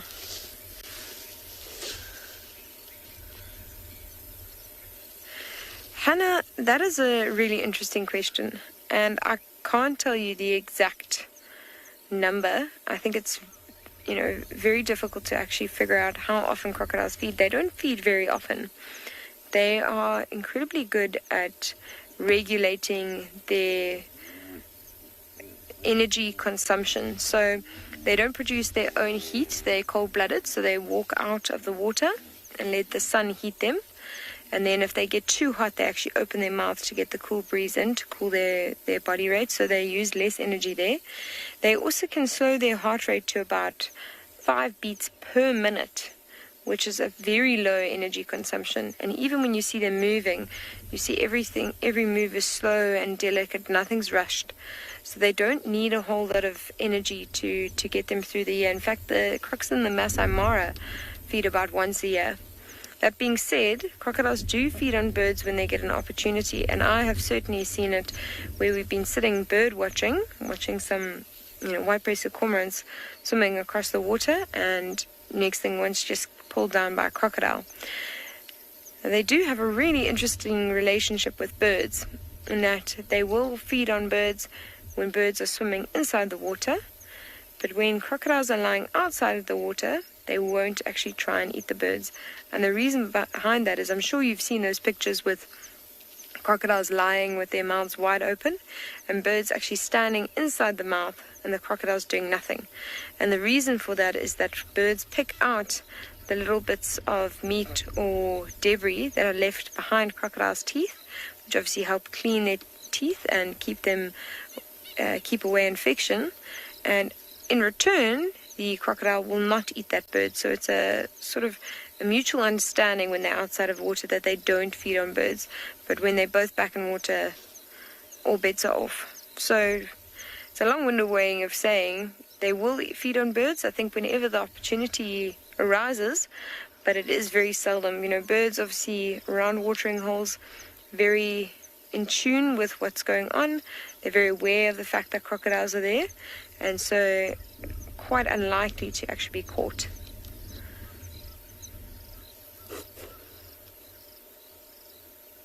There's nothing like the sounds of the bird life around a watering hole.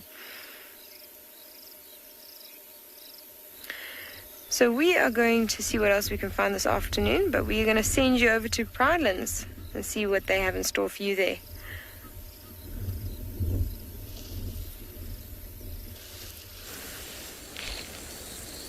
Right, so we were heading towards the other side of the dam to try and see a martial eagle when we bumped into a very grumpy elephant. He was the Grinch of elephants. And instead we found this really awesome thing. So this that you can see just over here, and I'm not sure how close Seb can get to it, but you can see it's very intricate. This little pod is actually called an Uthaka, and it's a praying mantis egg case. Now this one is empty because if I turn it over here, you can see that it is broken open. Now, looking at the way it is broken open, I would suspect that these little praying mantis eggs that were inside, they hatched and they came out and they've now moved into the grass and they're moving around here, hunting for little aphids and things. But what's super interesting is that look how intricate that is. So once the praying mantis female has laid her eggs, she uses another special type of gland to release the substance, which has got a very similar texture to polystyrene. It's very light, but it's quite hard, and it protects the eggs from any unwanted predators. Now, it's not an easy thing to spot unless you know what you're looking for, so you just got to look for these things. But they come in all sorts of different shapes. This is a very specific one, and I can't remember exactly which mantis makes this exact one, but you'll see them in all sorts of different shapes, and they all have the same function, pretty similar to the foam nest frogs nests that you see close to the water holes. And what other thing I wanted to show you was this little tiny sedge that I have in my hand. Now this little thing here is really beautiful, and I often think that people forget how interesting grasses and sedges can be. Now people look at grasses and sedges and they think that, oh, you know what, it's so boring, it's just one little thing. But look how intricate the flower head on this sedge is. I don't know exactly what species of sedge is, although I should, because it was one of the things I learned as a student way back when. But one thing that's interesting, people often mistake this for a grass, and the way you can tell that it's not a grass is if you look at this stem here. We say grass is grass, but sedges have edges. So you can see this sedge here is very triangular in shape. It's not flat like a piece of grass.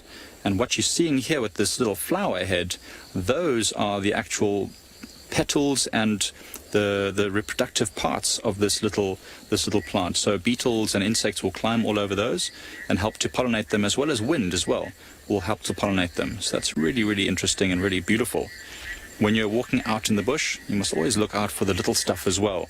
It's not so easy from a car, but when you get off the vehicle, it's super cool what kind of small stuff you can see. Like this little guy, which is actually sitting right next to Seb's camera. I'm going to try and see if I can get it. It's probably going to jump. Oh, of course it's going to jump. There, it's sitting on the dashboard now. So that there is a little grasshopper of some sort. You can see this one is quite small and doesn't have wings yet. So it's what we call a nymph, or one of the instars. And as they get older, they shed their skin, or their outer layer, the exoskeleton. And then they'll eventually get wings and be able to fly, even if it's just for short distances. But look at this particular type of grasshopper. It's got incredibly long legs. So this is a very, very strong jumper. Now, as the name suggests, grasshoppers generally are good at jumping, but not all of them are as proficient as others. Just like not all frogs can jump super far. Some are more designed to waddle or to swim. Well, this one's interesting. Look what it's doing with its head and its body. I wonder if it's doing one of two things. It could either be trying to sway to mimic a piece of leaf or grass in the wind, of which there is almost none right now, so it's not an effective technique of hiding from a predator, or it could be trying to judge distance, which is unusual because it's got compound eyes, these very large, actually they've got simple eyes, but they're very large eyes, and I don't know whether it would really be able to easily tell distance by moving like that. But bright and green and very good at hiding in the grass. Look at this little other, oh, there it goes. There's another little insect that was walking on the dashboard there. That's the kind of thing that the praying mantis youngsters will be hunting for. Very tiny little aphid-like insect. Oh, and it's gone. Because a praying mantis nymph, when it's first born, is a tiny little thing. Not much larger than let's say, the top of a needle, very small. In fact, I was sitting at my place, my tent recently, and I was just reading a book, and all of a sudden all these little insects were raining down on me.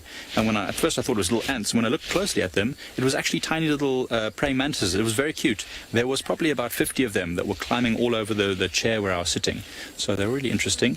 Another thing to look out for when you're out here is chameleon baby chameleons.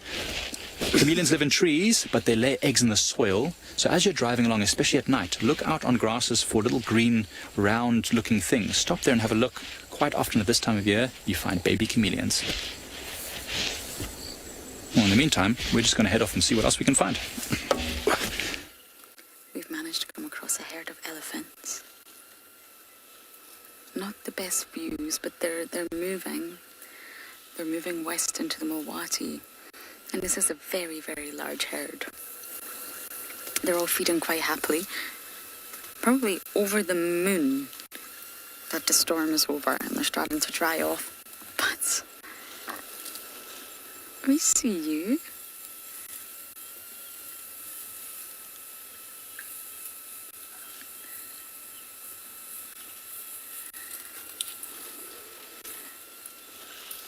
It's nice and cool. So it's not too hot for them. The temperatures are just perfect. And they're ripping up the grasses, they're crunching through the branches.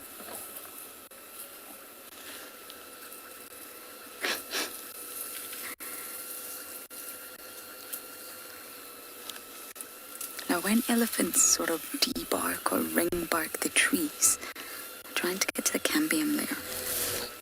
And the cambium layer is a specific... I'm just going to walk really close to the car, bear with me.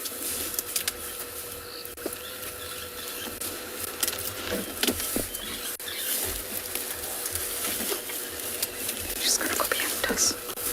Excuse me.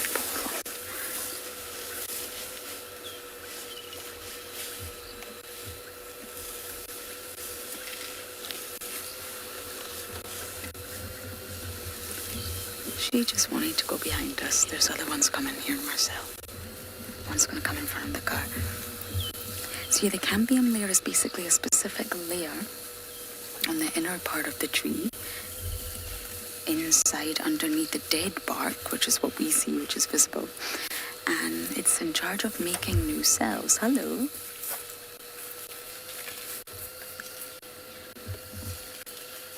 Hello.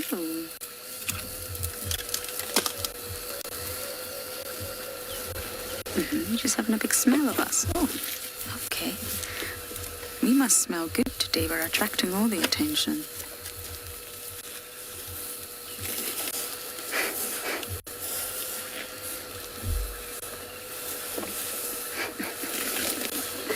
Can't even remember what I was saying now. Perfect positioning of the pole, isn't it? Just wonderful. Yes, the cambium layer so is in charge of making new cells. And the new cells either become part of the phloem or part of the xylem, and both. And the cambium layer is the live part that's in charge of making the trunk and the branches and the sort of tree itself. And the roots actually get bigger and bigger. That's how a tree grows. That's where all the nutrients are. That's where the sugars are. And that's where the moisture is.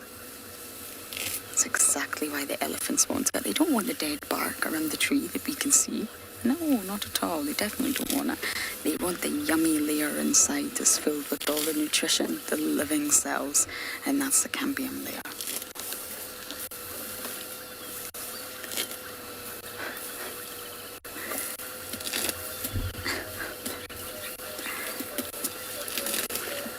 Don't think there's going to be any grass left after this.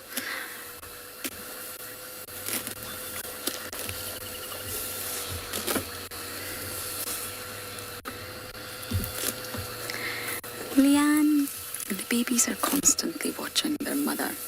Constantly. Marcel, that female almost just took down that tree over there. Huh. and they learn a lot by observation. So they will do as mum does.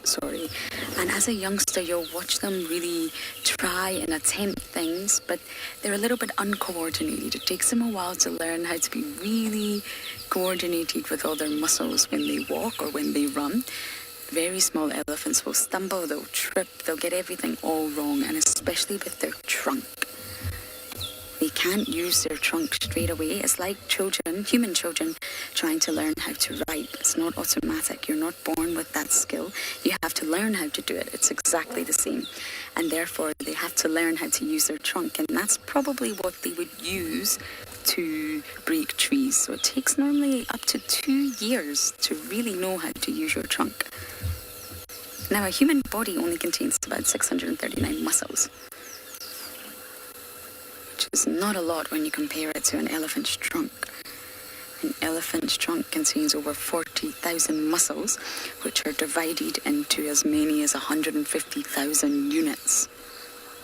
So you're only just starting to get an idea of how intricate that appendage really is. The youngster's not going to be able to use that straight away. It's going to take time to learn to coordinate that. So I would say after 2 years, it'll start to really learn to use that trunk to pull grass, use the prehensile tips, pull, push, suck, use it as a drinking straw before it will break branches. So it'll take some time.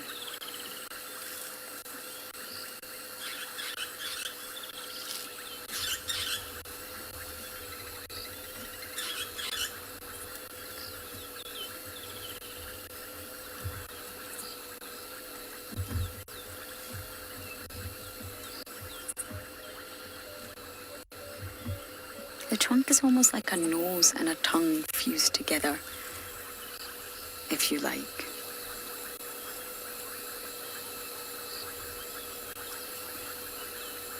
It has many different functions.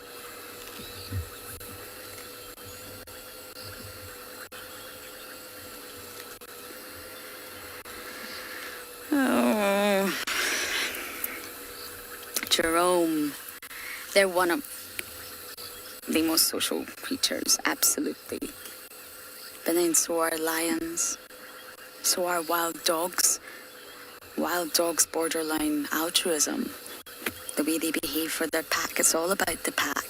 They do everything for the pack, and we had the most incredible sighting of wild dogs at Chitwa, actually, where we watched the adult go hunt, kill an impala, then dab its nose, get covered in blood, then leave the impala, quickly run, get the puppies, let the puppies smell the blood. All the puppies knew there was a dinner somewhere. They followed the adult, and all the adults just circled the puppies and let them eat first. It's incredibly social in a wild dog pack. Even a hyena clan. It's very social in a different way. Why does everyone want to come to our car today?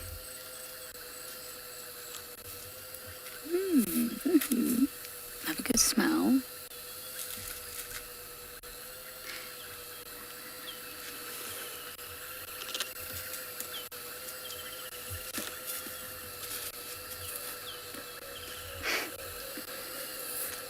It's all just a youngster. It's very curious. Dolphins are social. Many species of reef fish are very social, especially when they swim in shoals or schools. They both have different definitions. Some insects can be social. Look at termites. They're one of the most social species on the planet. Ants, bees. So elephants are definitely social, Jerome, for sure, but I think it would be silly to think that they're one of the only social animals. Marcella, I think it's you.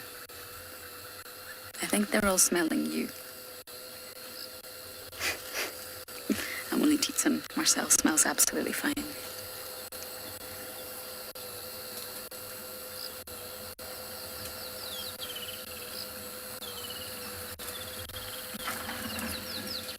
Some birds can be social. Look at the sociable weavers down at Swallow.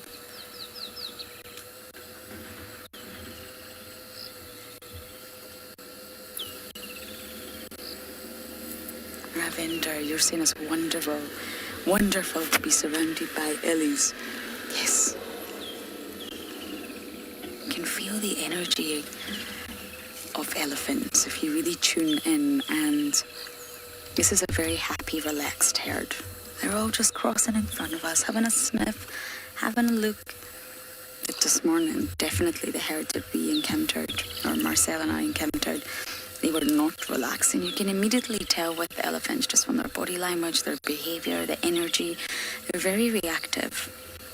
And that's probably because they are social animals. And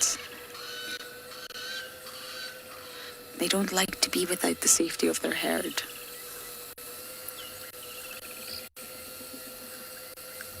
They'll react to smells, they'll react to sounds, they'll react to things they see, things they feel.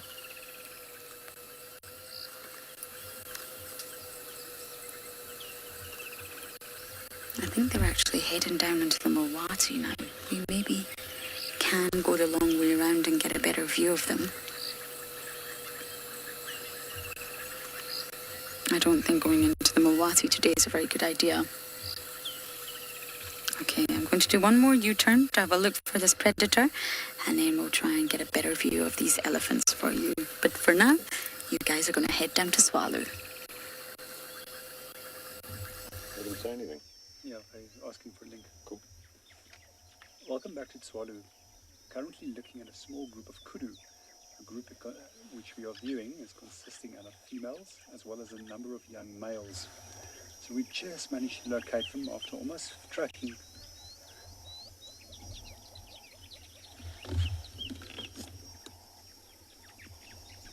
After almost tracking them for a half an hour after the lions, we lost them.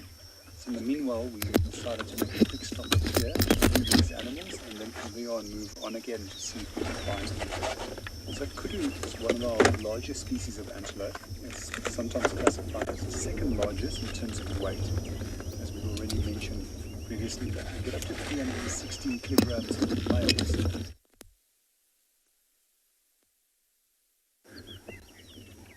Sorry, JP, I just had an issue with your audio, so if you can just say that again.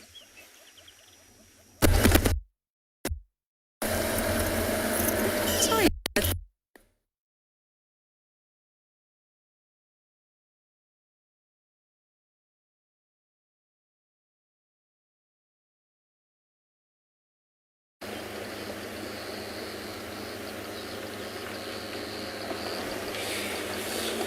Sorry about that. So we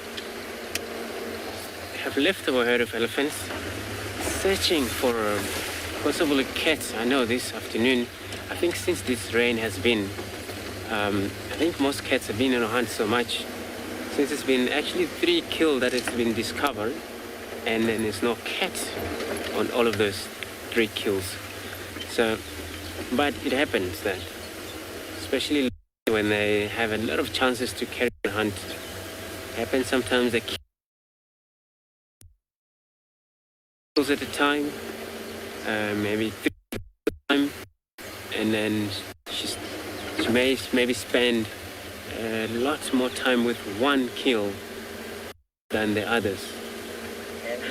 And that is actually why you see a lot of these kills have been abandoned. And these of cats been returned to those kills. And I'm not sure, but those one close to that camp may happen maybe if it's a Talamba. She'll return back to that kill. So we're going to check that later on there. So let me send you over to Ntswalo.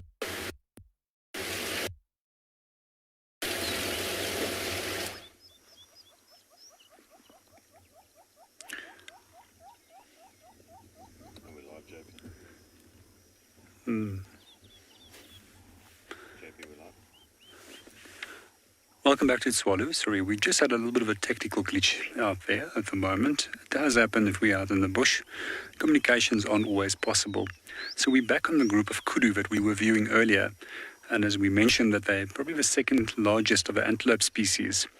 But what always surprises me is their amazing jumping ability, and that they can jump from a standing still position over a height of 2.5 meters. I once saw a full-grown kudu bull jumping a 3-meter game fence when it was running at speed and then just simply leaped over.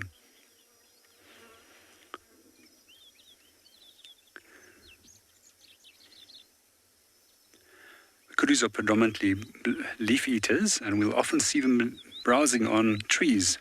So one of the things that they found in the 80s during a drought period in South Africa was that a large amount of these kudus were actually starving from hunger.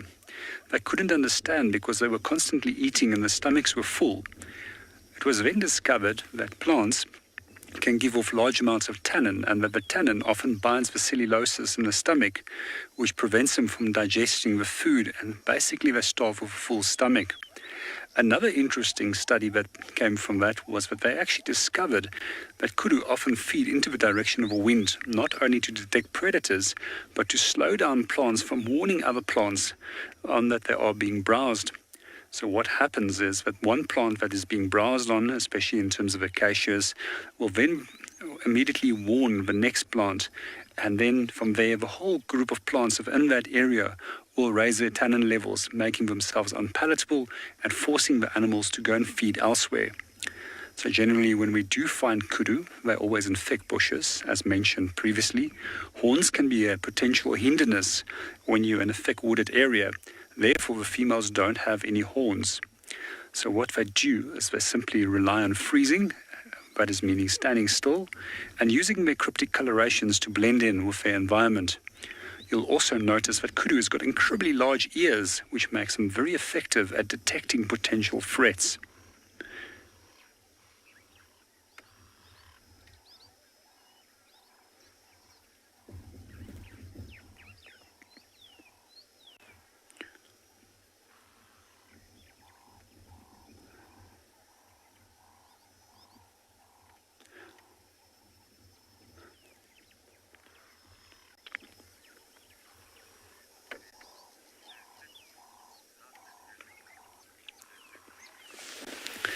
So 50, you 100% right. They're also one of my favorite antelopes, and there's nothing as graceful as a big kudu bull, especially here from the months of May and going into August when these bulls are inbreeding.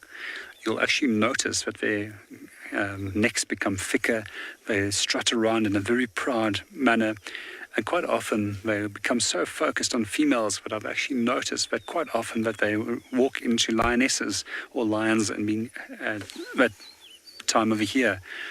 Sometimes it might be possible that they're just worn out from fighting as well. One of the other things that I've also found over the years, which is very interesting, is that these beautiful antelopes will often get stuck to one another when the bulls are fighting, where the horns will interlock, and quite often then ending up that they can't get loose from one another. The result, often starvation or breaking one another's necks and still being stuck to one another. We're just going to reposition and see if we can see them again.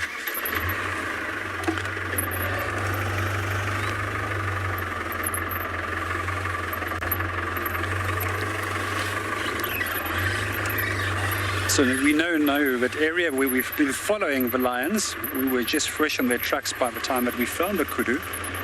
It's very unlikely that they're here because these kudu would most likely have smelt them or detected them by means of hearing.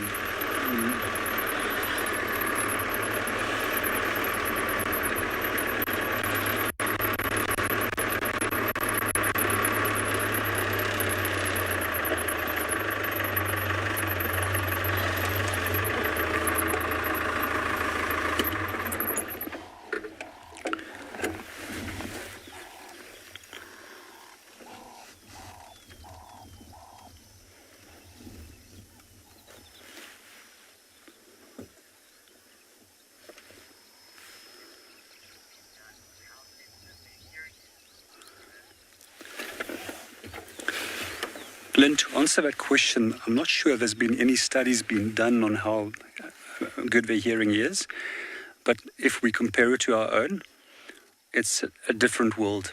And they have exceptionally, in general, animals have exceptionally good ability of hearing and also incredibly good ability of smell to detect things within their environments.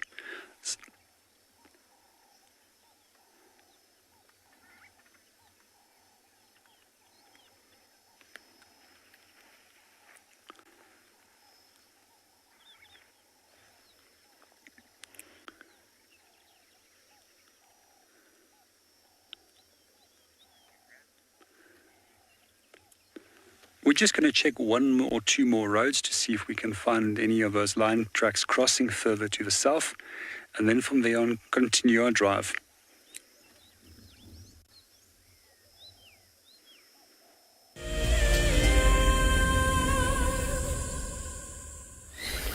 So we are just going to sit here at Indlovu Dam. We just had an elephant walk past straight into our camp. We thought we'd just enjoy the quiet for a moment. There are some impalas alarming in the distance. Let's see if we can figure out how far they are.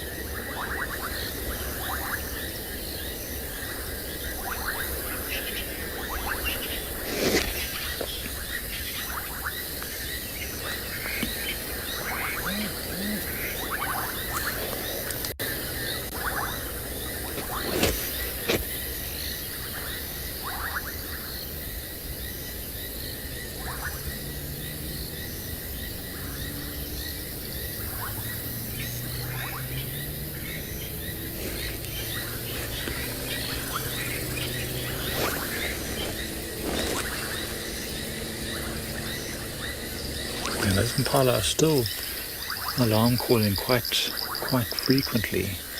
Sounds like it might be getting closer, if anything. Perhaps whatever it is on its way to the water to have a drink. Maybe Pixie Pan and her two youngsters. Fingers out, let's hope.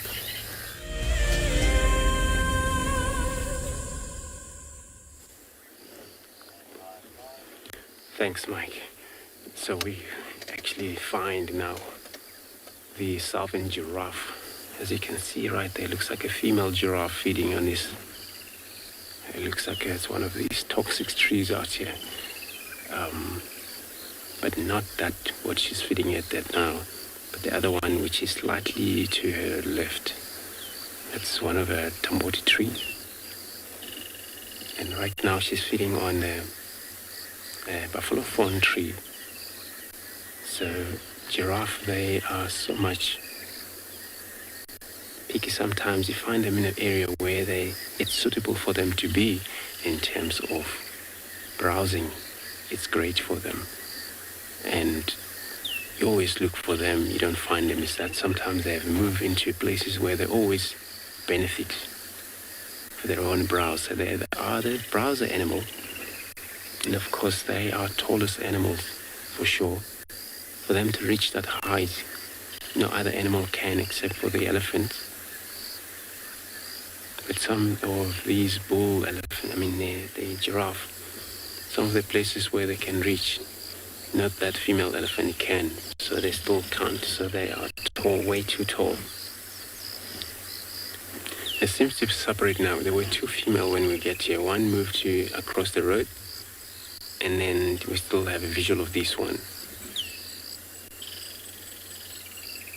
But for them to be able to manage to keep up in a one number or same group, this is how they use visual communication, where the visual sight, and they have to sight from one another, even though they're far distance, as long as there's a visual of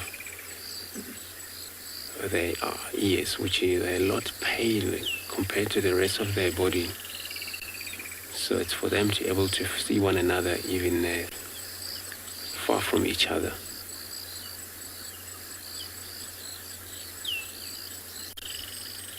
And they would spend a lot of time, especially it just rained, a lot of trees, it tastes so good for them because, it's all washed off, not a lot of dust, even though they don't eat grass very much. So they depend very much on browsing. Wherever it's a lot of acacia trees there, then you would more likely to find giraffe. And we're looking at the southern giraffe.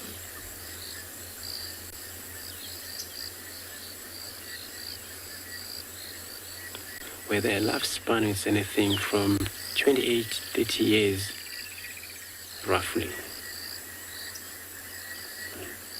And their gestation period, it's 14 and a half months, 15 months, give birth to one single baby at a time.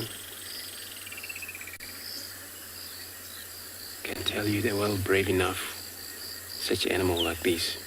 They sometimes, usually they give birth standing up.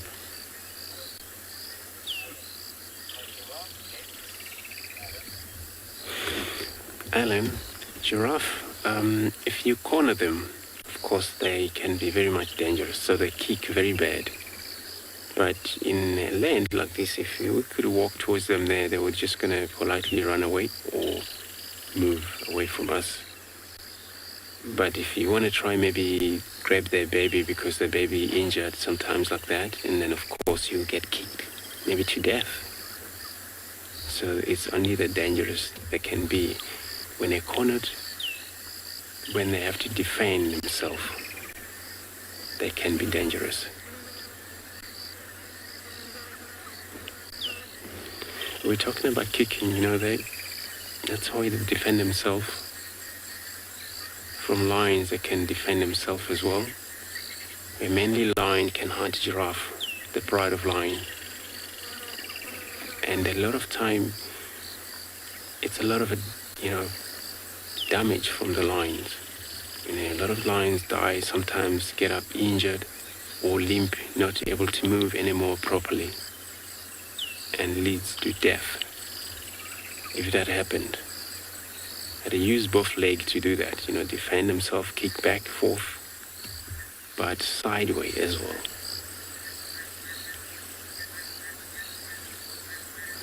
Also when they run, but if there's ever a chance, they can still defend themselves by even step on top of whatever in front or trying to grab from the front of them, or hit them with their kind of like shoulder, that way. Finally they get very strong kick as they run past that thing using his back leg.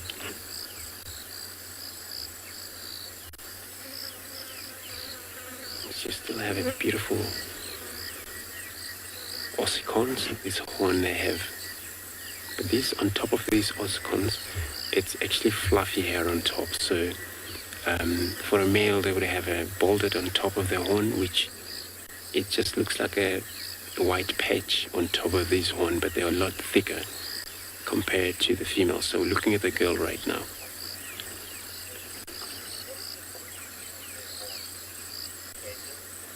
Clayton, so the purpose for the horn, males, they use them for fight, pretty much. And then the female, they don't mainly fight so much. That's why you still see a lot of hair on top of this horn, because they don't fight much. But, they're not actually able to defend themselves against their predators. They would, a male use them, fight another male. And then sometimes very amazing when you see these animals fight, especially males. And it doesn't seem so serious until it went very fatal sometimes. And they sink their head towards one another. It hurts so much, even though it doesn't look like to us when they do that. But, head section, or neck is very sensitive as well. That's where they're so much careful, even when they drink water. They bend over, but they have time limit. They suck water and they rise their head up again. Make sure the blood settles down, so they have big hearts, which then it weighs too much. So recorded anything from 11 to 12 kg heart giraffe would have, and that would be able to pump blood up to the neck, head sections, and to make the animals alive. not so much big heart. Looks like the sister is coming here. It's gonna cross the road towards the partner. She just stopped right here on the middle of the road. It can be sometimes the pattern or color of animals like this. It can be very much different. Sometimes kind of like gold, but you know, there's little narrow patch still there, the white, but in the middle it's still dark sometimes, or pale, a lot pale. So this is something to do with when they grow up, especially male, they change coat, or the gene pool can sometimes mean something a lot. From mother or father that was a lot pale or dark, that animals would turn very, very dark during their lives.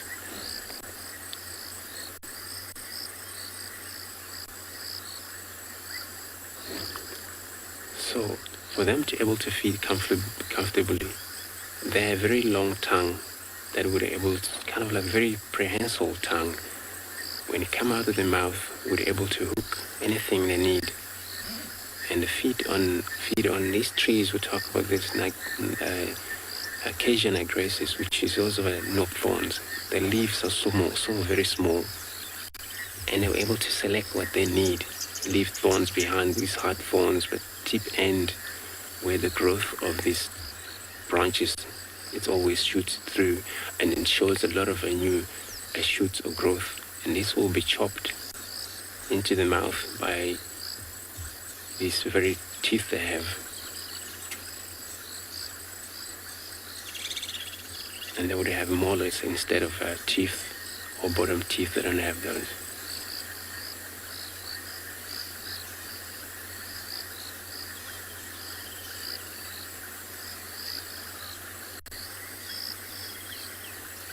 So a fully grown giraffe, especially male, can, be tall as about 6 meter high.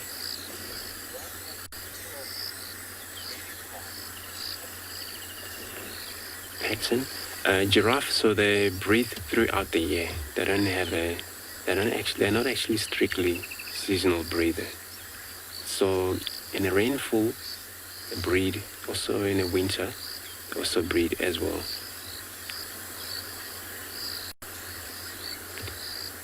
And they are one of those animals, sometimes when you look at them, are not related to a lot of animals.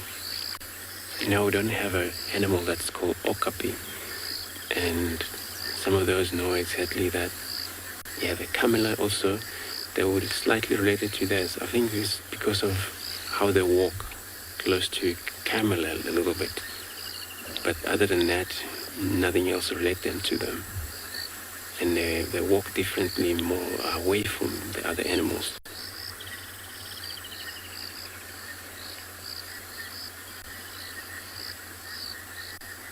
And that animal, okapi, which I never actually find or seen one yet. Not sure if I will able to see it, but they slightly dark, and they're not height as even this female. They're a lot higher than that okapi. So, but the shape, it's similar way. They have a height front, kind of like lower back, and then they still have very long tongue as well. And they still have little ossicons, this type of horn, but you find them in most, well, not in the places like this. They're probably one of these forest area. They're browsers as well.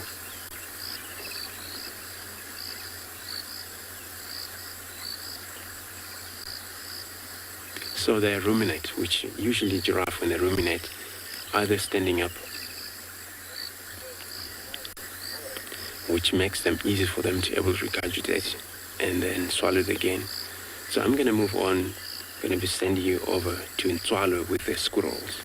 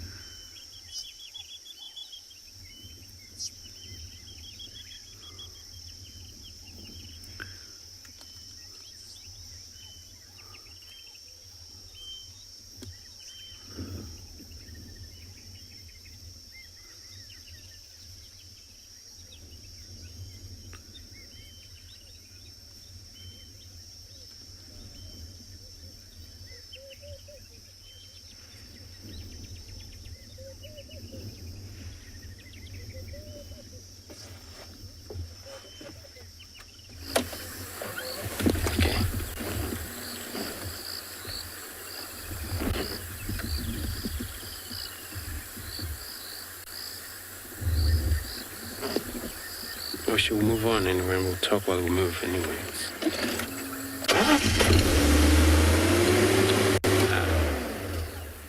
And I think we're going to lose when we go down there's no signal.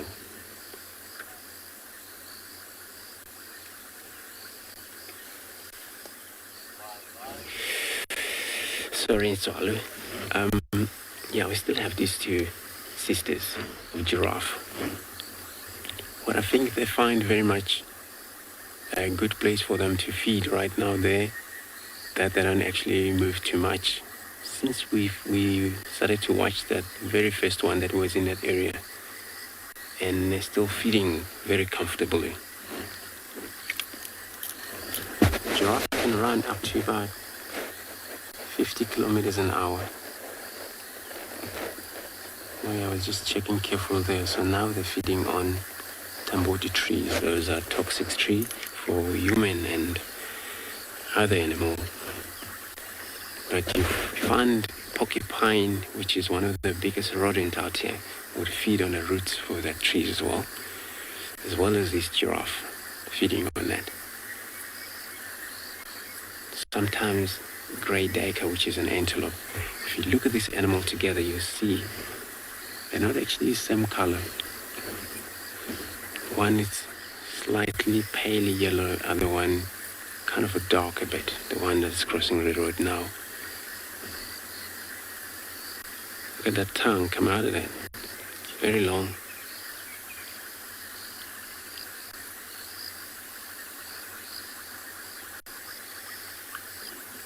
You often find giraffe mixed up with the other antelope, but also including the zebra in the area, as well as a baboon. So they don't mind other company. And then type of other species like those zebras and the wildebeest and the impalas, they gain a lot of benefit from giraffe, which they have an advantage of see far. And seeing that far as a chance, they get hunted. So wherever there's a giraffe, when they want to hunt prey like impalas, if they're the predators out there, they have to make sure they don't get spotted. And that's just the main key for them to be able to get close to the prey species. Whatever they get spotted, they freeze. So they always make sure when they have a giraffe, wherever they hunt, they know that giraffe may spot them before impala do. And then you find if it's a leopard, which won't hunt giraffe, only giraffe will spoil their kill or their hunt.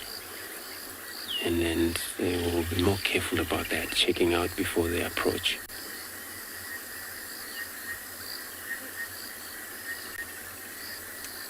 She's also gonna cross the road, follow her sister. She's coming towards us.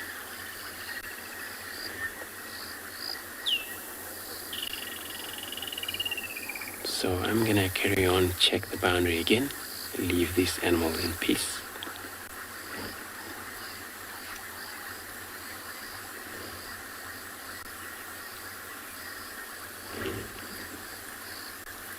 Welcome back. You've just been sitting watching a crowned hornbill, but it's unfortunately just flown off as we went live.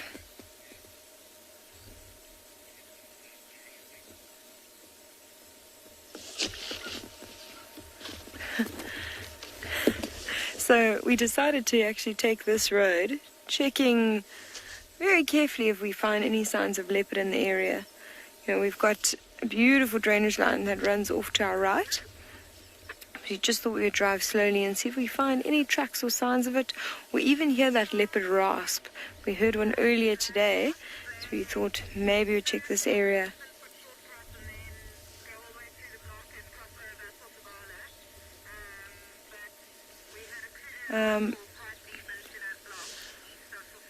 So what we're going to do is we're going to carry on checking this area for leopard, and we're going to send you to another live location.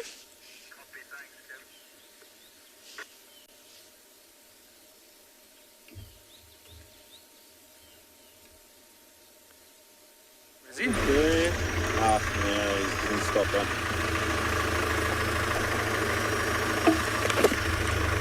Welcome back to Tshwalu. We're still on our way further down south. We spent quite a lot of time looking at tracks, both on foot this afternoon. At one stage, it was really looking promising in finding the lions, and then they moved into an incredibly thick vegetated area where it's impossible for us to drive as well as safely walk in to try and find them.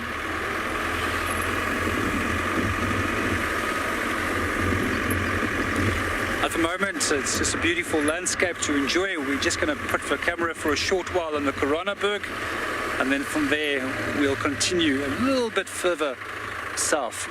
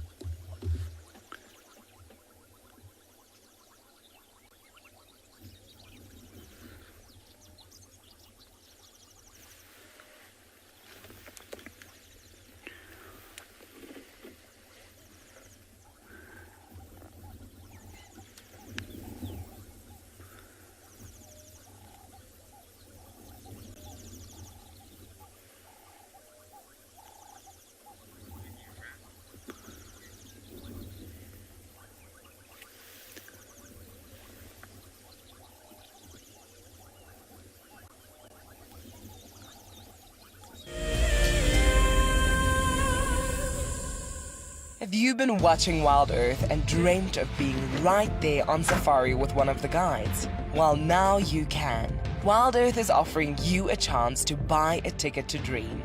You or a friend can hop on board a live Wild Earth show and join our guide on safari. The ticket is redeemable at any of our locations, anytime in the future. Only a limited number of tickets are available, so don't wait. Get your ticket now and start dreaming. Terms and conditions apply. Wild Earth is launching our brand new Explorer program with an opportunity to win a very special Wild Earth expedition. The lucky winner will get a behind-the-scenes Wild Earth experience at the magnificent and beyond Ngala Tainted Safari Camp. The prize includes a 3-night stay for you and a friend with a chance to sleep out in the unique Ngala treehouse. Become a Wild Earth Explorer and stand a chance to win this and many other prizes. Terms and conditions apply. My name is Ross and I'm a field guide at and beyond Pinde Private Game Reserve.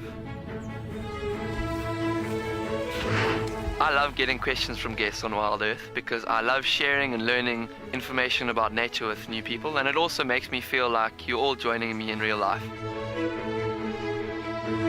If you want to ask a question on Wild Earth, then you need to register on our website. Once registered, go to our live safari page and submit your question below our live feed. Oh, it's going to be in trouble now. Oh, this is unbelievable stuff. Here comes a hippo in too. Go, Impala. There's a hippo coming in. I can't believe what we're seeing here. This is what we normally see in East Africa. It's all over. Hippo leaping at the crocodile now. Everything's gone underwater. Expect the unexpected here on Wild Earth daily.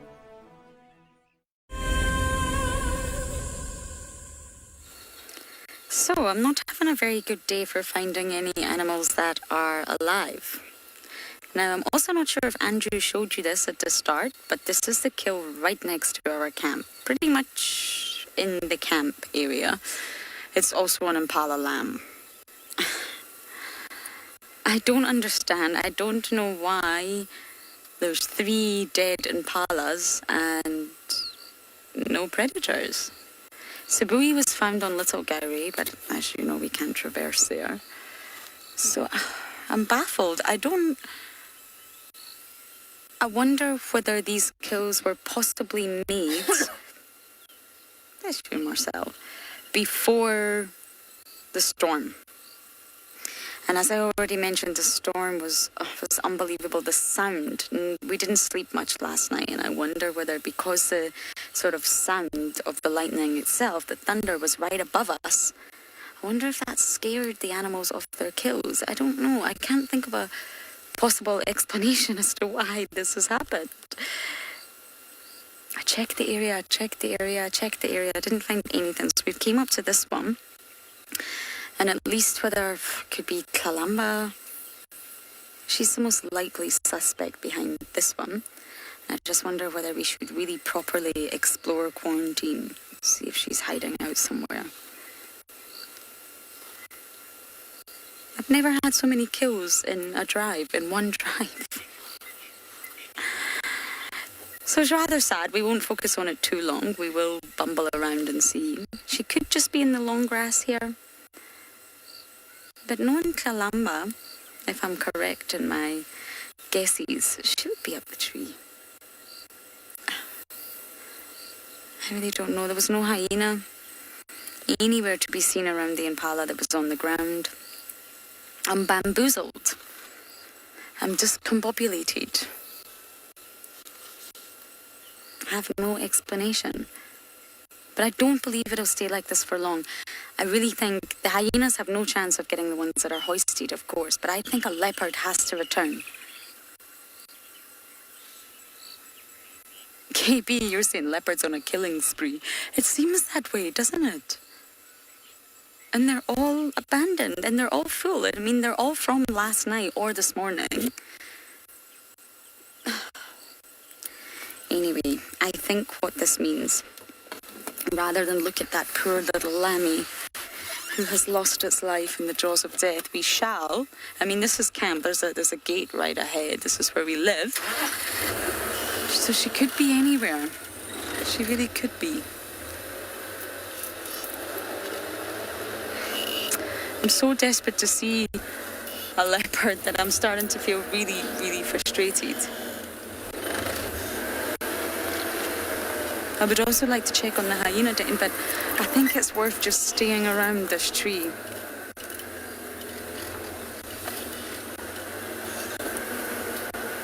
Around this marula. You don't see anything, Marcel, do you? We're starting to lose light as well, which always makes things just a little bit tricky. I don't see anything, I'm afraid. Okay, let us continue. I really hope I do not find any more dead animals.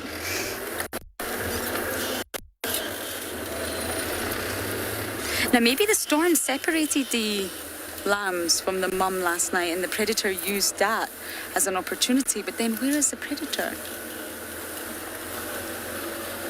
Kitty cats, where are you?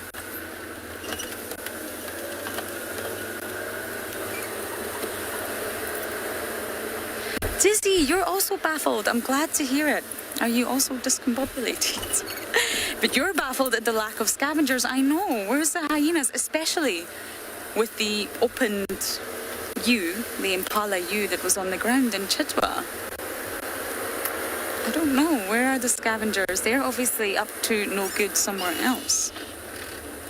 There's just no sign of anyone, no tracks. I mean, the ground is very, very difficult right now. It's not sort of the type of ground that you can really easily track in.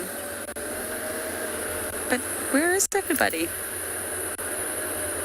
I think I'm just going to do loops and loops and loops until I can piece together this mystery. But one thing, it does leave promise for tomorrow morning, at least.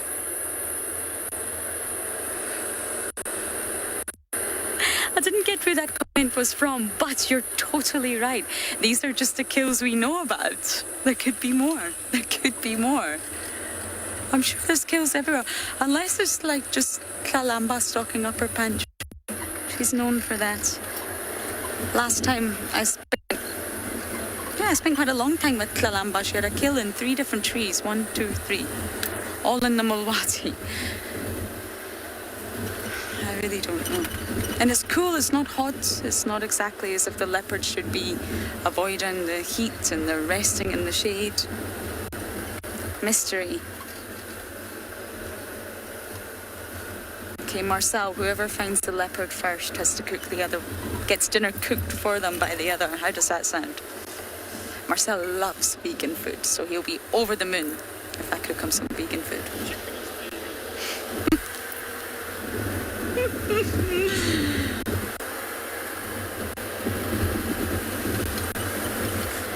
I mean, the kill, I am just thinking now, sorry, my brain's talking round. The kill being next to camp could also maybe be a deterrent for a leopard due to people being present. We can't help that. That could be another reason it's been abandoned. Okay, I am really going to focus now to find the culprit, and we're going to send you guys down to Swallow.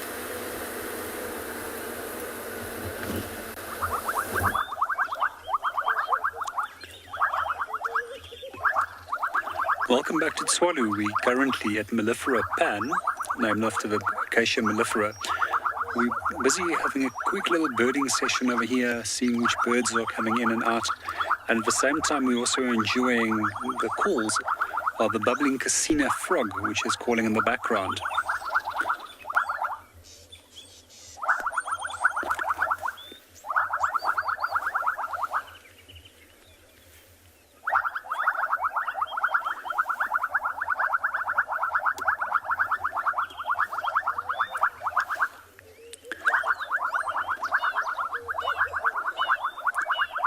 If you look through the sedges, you'll notice a little Namakwa dove. Hopefully we'll be able to get a little better picture of him in a moment.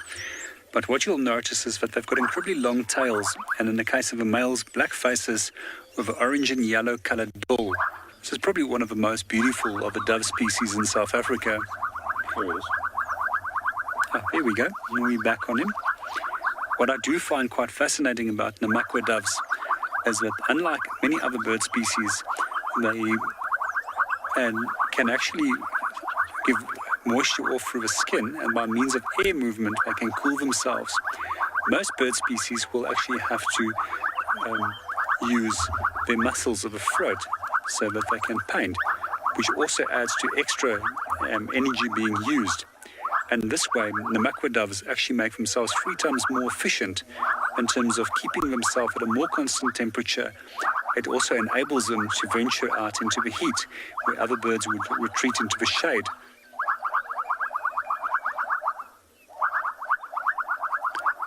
We've also got some laughing doves coming in. They're fairly uniformly coloured doves, and they lack any ring around the neck.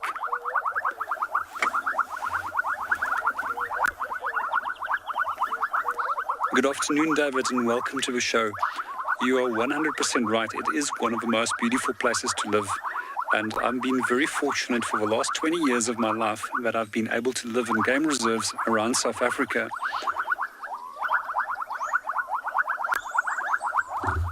It sometimes is also quite difficult for me to go back to cities, especially if you are used to having animals around you.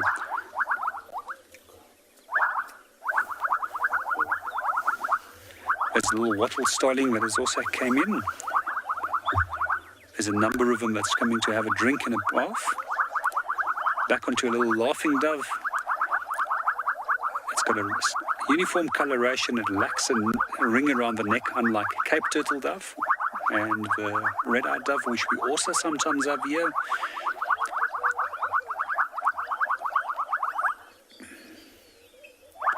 As mentioned in one of the earlier programs, doves have got quite a unique ability to suck up water, like as if they're drinking it through a straw.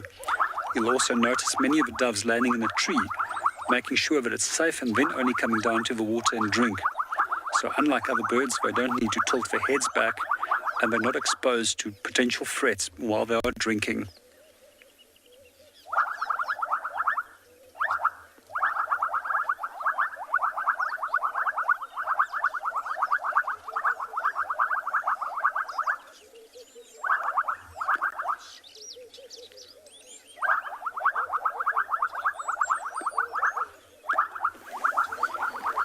Good afternoon, Control. They are not having an argument yet, but if there's females that are going to come in close proximity of them, they might potentially have an argument with one another in terms of fighting with one another. So what we also find quite often is when males will start calling, they deliberately space out as well. So aggressive frogs will, more aggressive and stronger males will therefore force other males away from the main calling area.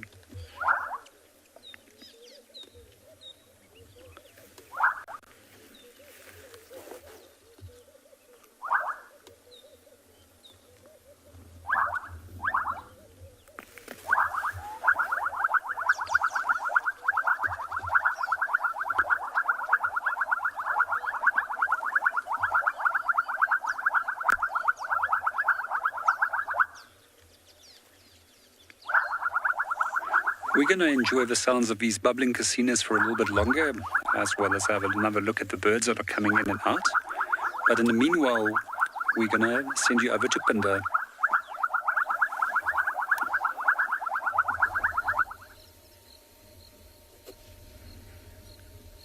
So we decided to head to some open areas, just past that beautiful drainage line we were driving past, looking for some leopard.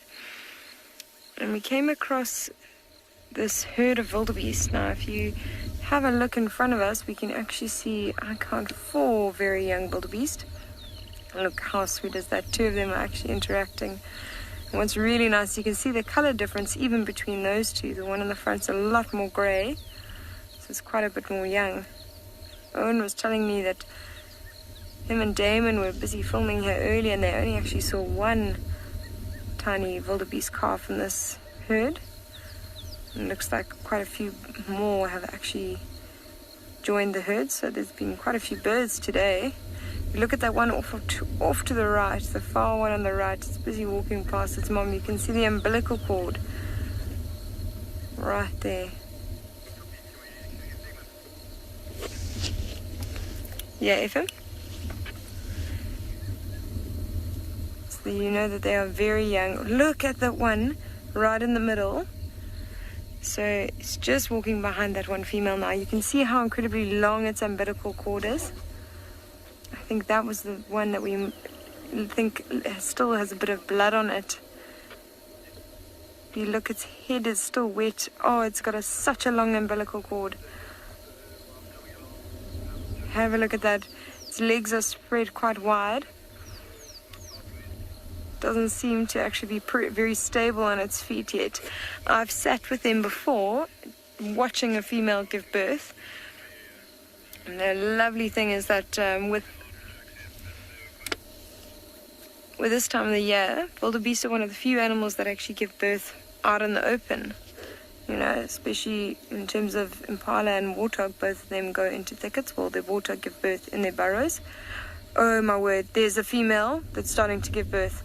Okay, look to the right of the group. There's one in the open. If you look below her tail, I'm pretty sure we can see hooves sticking out. You see that one, Owen? See, she's just moved her leg. There's a calf standing in front of her now. Just focus in on that tail. I think I saw hooves. Now, normally what you see is the amniotic fluid, a little sac coming out. You just see that little protrusion there. There we go, you can see that. There's the hooves starting to come out. This can be quite a bit of a process. You might start to see the sac protruding. You might see her lying down because she's starting to get uncomfortable.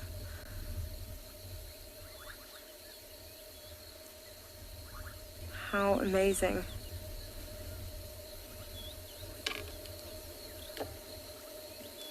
There we go. Look at that.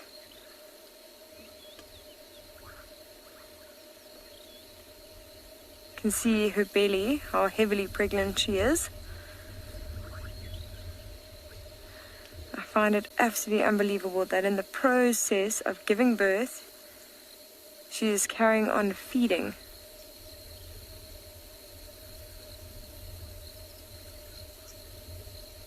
This is just absolutely amazing.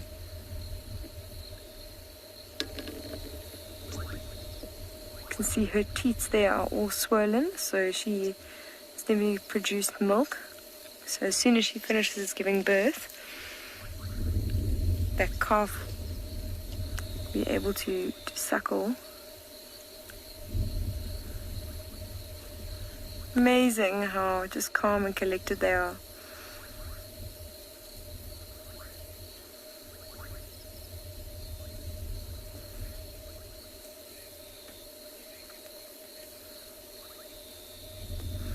Firebird, they can give birth standing up and lying down.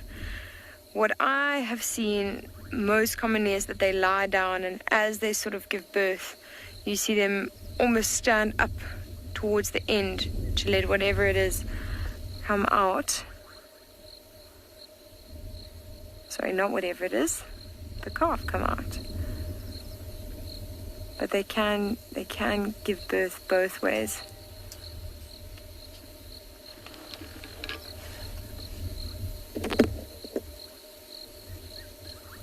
Now, like I said, this is actually quite unusual to what I'm used to seeing when they give birth. Normally I see like quite an amniotic sac protrude first. So I'm not sure what's actually happening here. I don't think there's anything wrong. I just think perhaps this is even earlier stages than I'm used to.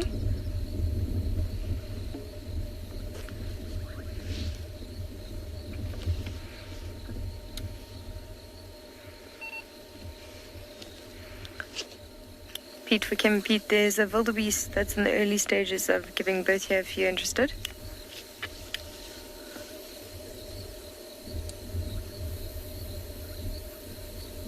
Unbelievable. You can see she's actually got a whole lot of mud from earlier caked on her head.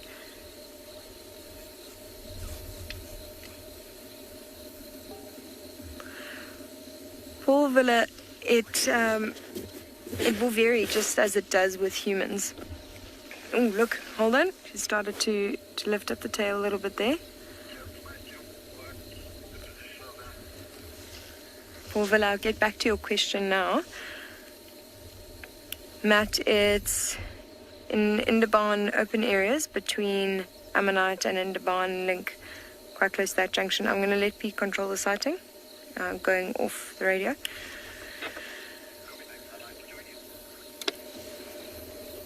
So just as it does with humans, it does vary quite a bit. I have sat for well over an hour before, and I've also been there for a full 10 minutes before we watched it. But it can go on for even longer, you know, quite a few hours, depending on the contractions and the position of the animal inside. So there's a lot of factors that are going to sort of come into play.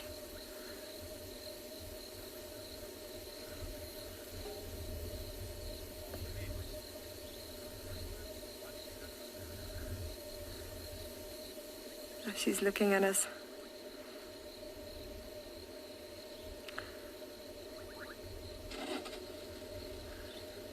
Just waiting for her tail to lift again to see if we can. There we go.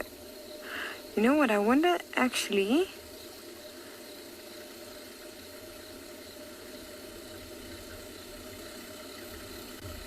I might actually be wrong. I want to get a good look at it, because what it could be is actually the afterbirth from one of the calves.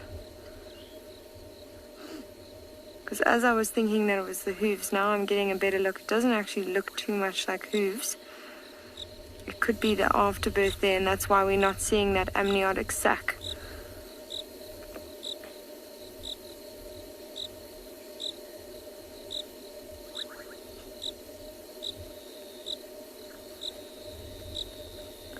I think it might actually be one of the females that have already given birth.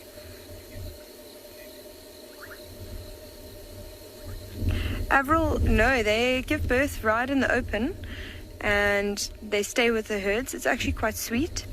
When a wildebeest is about to give birth, she'll often lie down, and the rest of the wildebeest herd will sometimes go and lie next to her and surround her.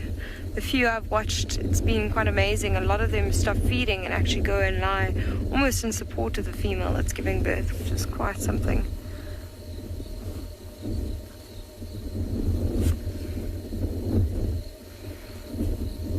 just trying to get a good look. It's very difficult to see now what's happening. But I think it might just be the afterbirth actually.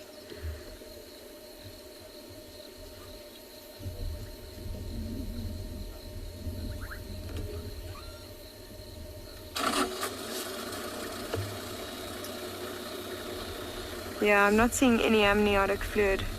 Sorry viewers, I got way overexcited there.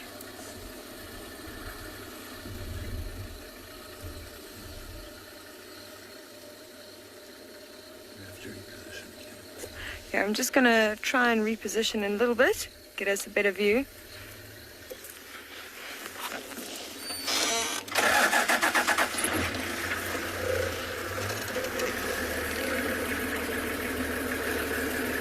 We just want to see sort of what plays out here, because even if it is the afterbirth, which I'm thinking more and more as we're watching, that is actually what we're going to see, it might be quite interesting to see if that expels.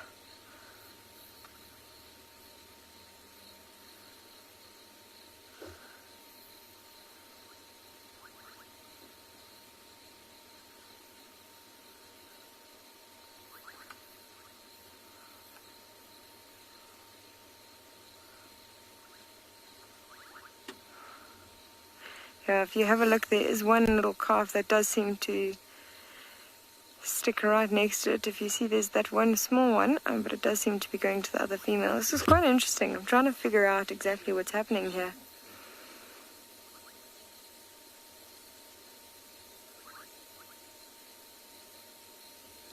A whole lot of females grouped together, and the calves don't seem to be sort of sticking to one in particular.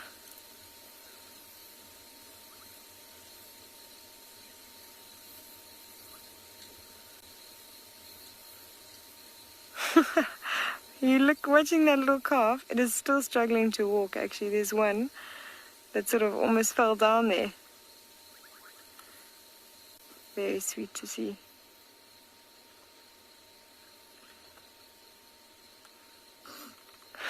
She's now alarm calling at us.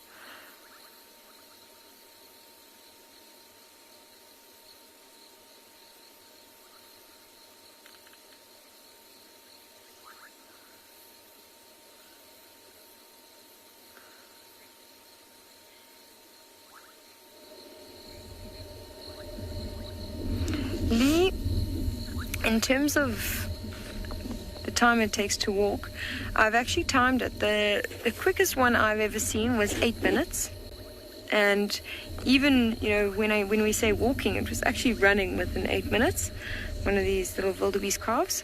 And the longest one I timed was 26 minutes. Now that was quite an interesting one because there were heavy winds that day, so it started getting up from pretty much 8 minutes. And then, sorry, I'm just checking what because it now seems to be alarming off to the right. I'm just seeing if there's anything around there. There are some impala that seem relaxed though, so I don't think there is anything there.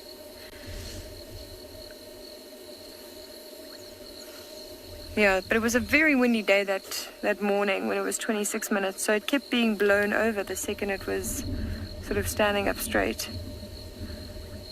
Just checking, the impala all are looking off to the left as well. We did have some cheetah tracks in this area earlier, so we are just keeping a watchful eye out. It was the best part about being on game drive, is you really never know what you're going to come across.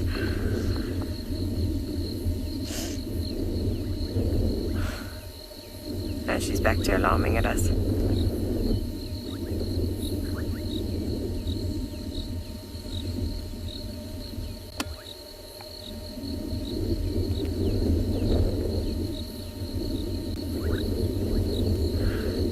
Comparing her stomach to the one to the left's stomach actually does look even a little bit bigger.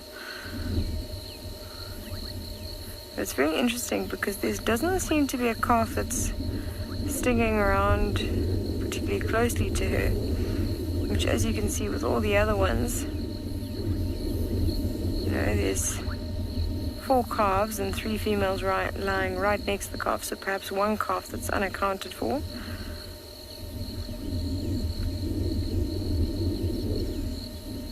Quite an interesting conundrum that we have here.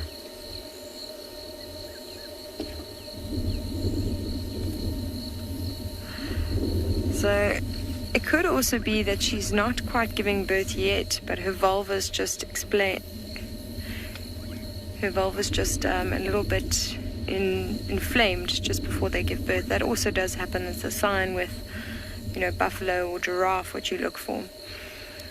Latvia, to answer your question, they can give birth to twins, but it's not very likely.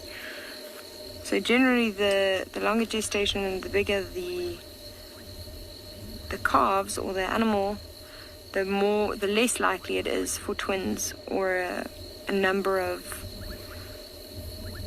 young to be born. But there is a chance of twins. It's just very unlikely. So if we have a look, that could be the answer for the 2 lying in the middle, with 3 calves surrounding them. There's a chance that they're twins, but I think it's very, very unlikely. More likely that there's just one mother off to the right. It's maybe not paying close enough attention to her calf.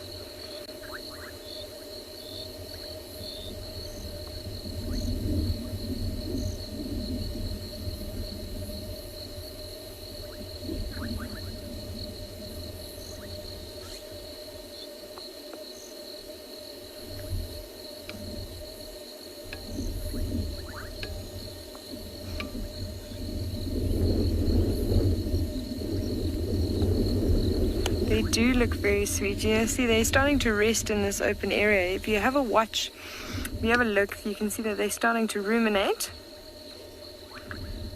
They've settled down for the evening, and what they've done is, early on they would have fed quite a bit on a lot of grass.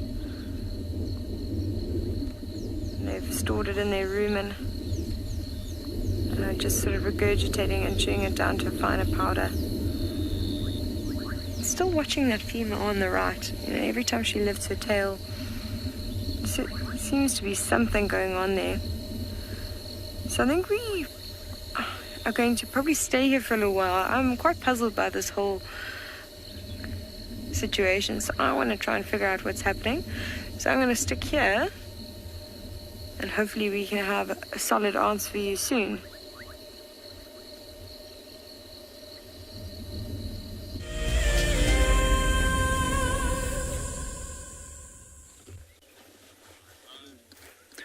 Welcome back to Tswalu. So we've just been sitting here for a short while looking at very tiny insects. Unfortunately, they don't show up so well on the screen. So they're mostly midges and tiny little flies that are flying around this bush. And I've just actually been thinking about how often we neglect to think about how important insects are within an ecosystem. They also serve as a food source. They also play a very important role in pollination, and also sometimes also in the role of spreading disease and creating balance within ecosystems. But in the meanwhile, we're just going to pan out back onto the Koranenberg and that beautiful sunset. We can enjoy that for a few seconds, and then we're going to move on, as we would like to try and get back to the west so that we can have a sunset over the dune system itself.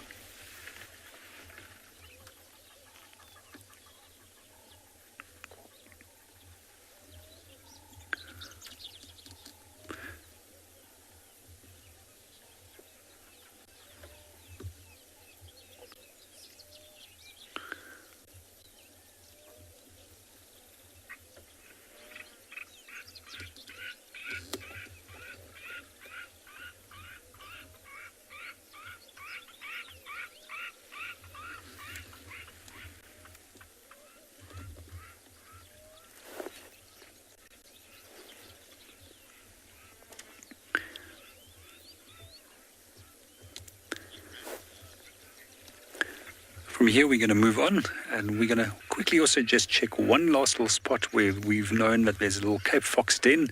Hopefully, we'll be able to find them today as well.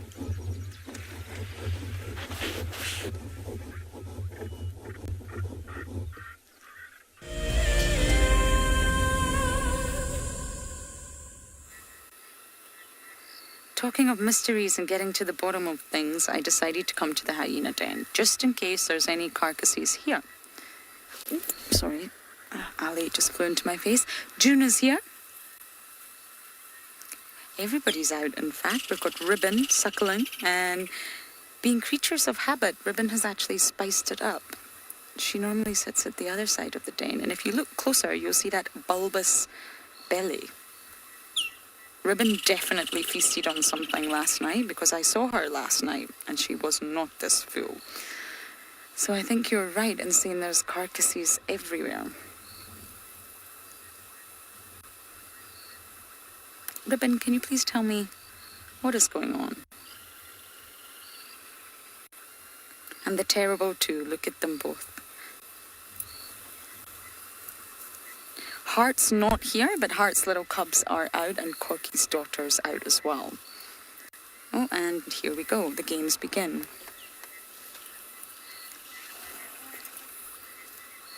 No. Now, it would be really nice to see Corky at the den.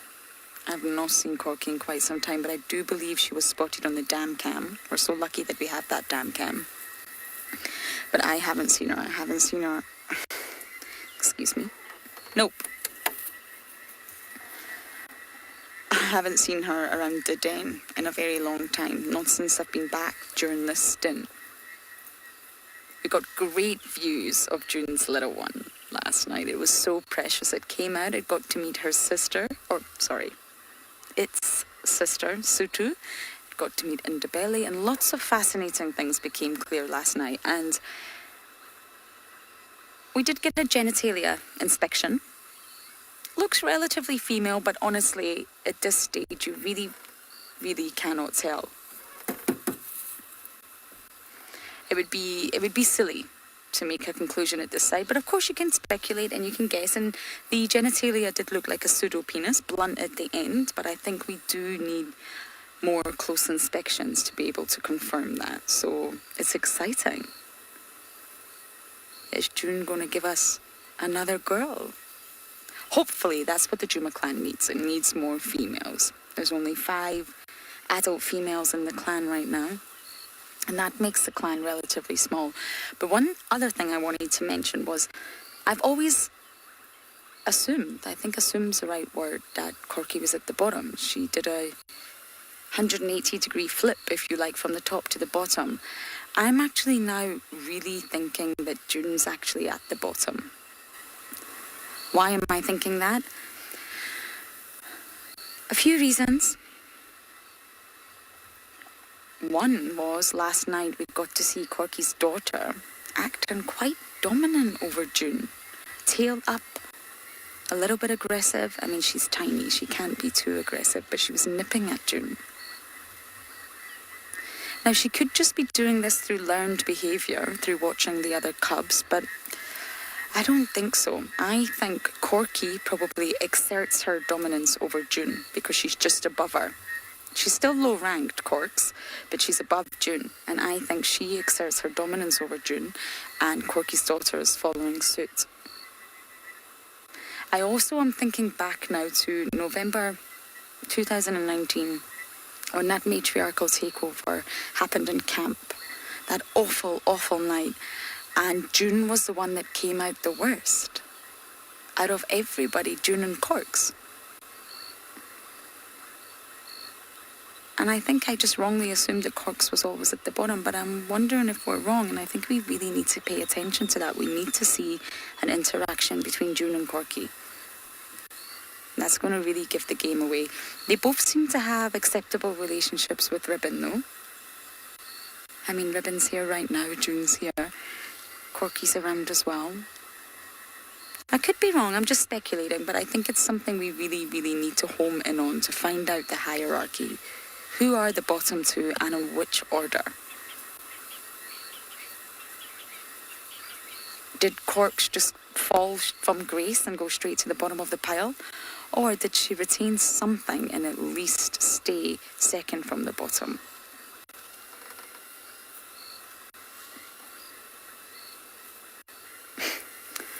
They don't tell you in any of the handbooks how much hyena cubs love cars. In the Masai Mara, it's worse. You've got the entire North Clan cubs under your car. Jerome, no, they would never bite us. We wouldn't allow that to happen. Yes, we don't have a door, but we would never ever allow ourselves to be in the position to be bitten by a cub. Trishala did have a little bit of an accident with her earpiece. It's a bit of a malfunction. But no, they're just intrigued by the car because it probably comes with a lot of smells. If you think of everything that I drive through, from dung to scat to puddles, all carcasses possibly, there'll be a lot of interesting smells in those tyres. And not only that, of course, tyres are rubber. It's quite easy to get your teeth into that and gnaw at it. It's really the tyres that they come for. And I think it's just for the smells.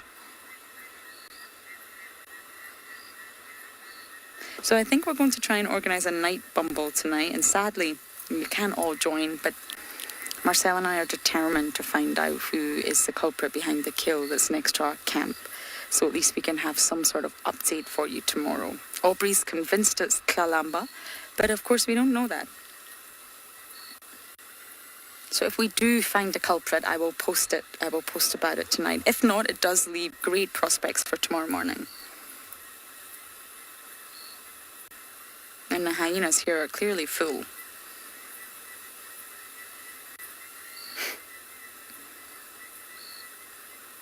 I have said this before, but although hyenas are great scavengers, they're great at it. They champion terrestrial scavenging.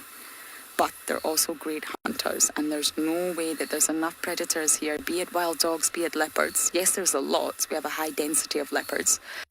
But the numbers are not enough to sustain every member of the Juma clan, especially lactating mothers. There's no way they survive just on the scraps that they get from scavenging. These ladies definitely do hunt. Okay, I'm going to stay here a little bit longer and hopefully head back to quarantine for the rest of the drive. But for now, let's send you across to Andrew.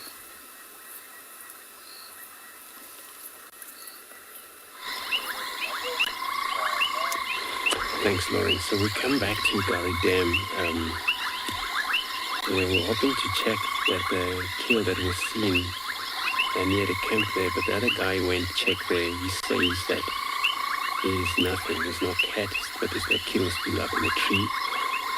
So I decided to wait here a little bit. Looks like all birds, water birds are here.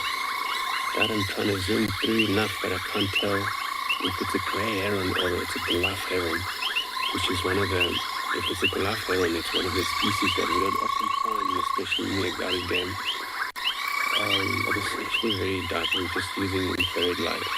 It could be that, it's just so dark, and maybe it's a grey heron. I'm not sure.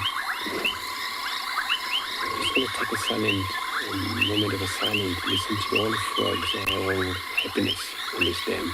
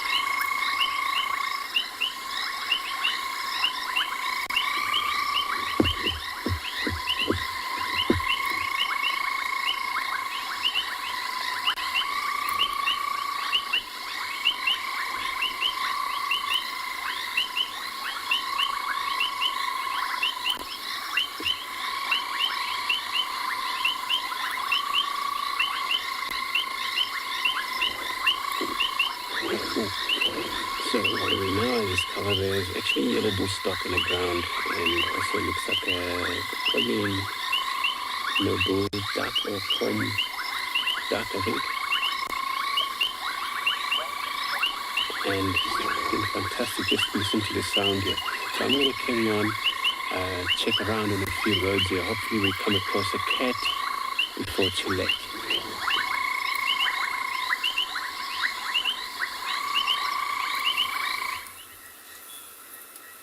Starting to get a little bit more active here. Who's arrived on the scene? Is it Sutu again? I think it's Sutu. Now bear in mind, when I discuss the hierarchy, again, it's just speculation. You can really only confirm through observations. That's why we spend time here, trying to understand the dynamics. I'm a firm believer that there's a lot about spotted hyenas we don't understand.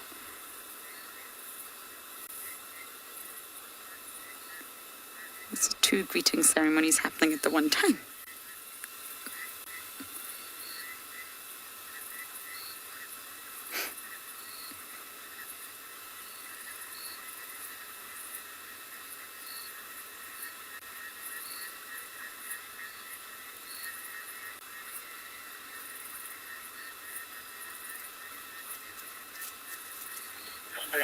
Thank you so much. I'm closing down for the evening.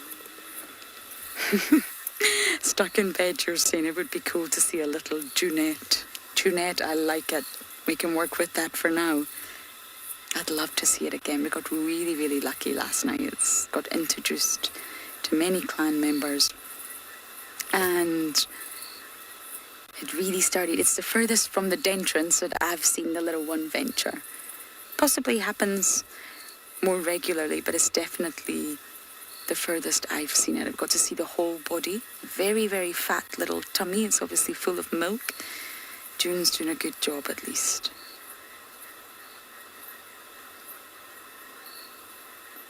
But with the hyenas, I think it's important to note that although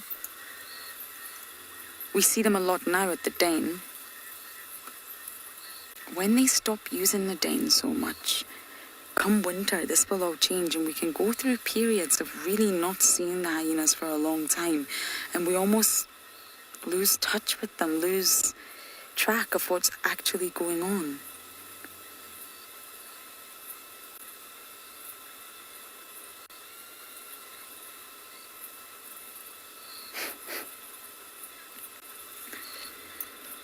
Ribbon is remarkable in her own way. She's always so relaxed.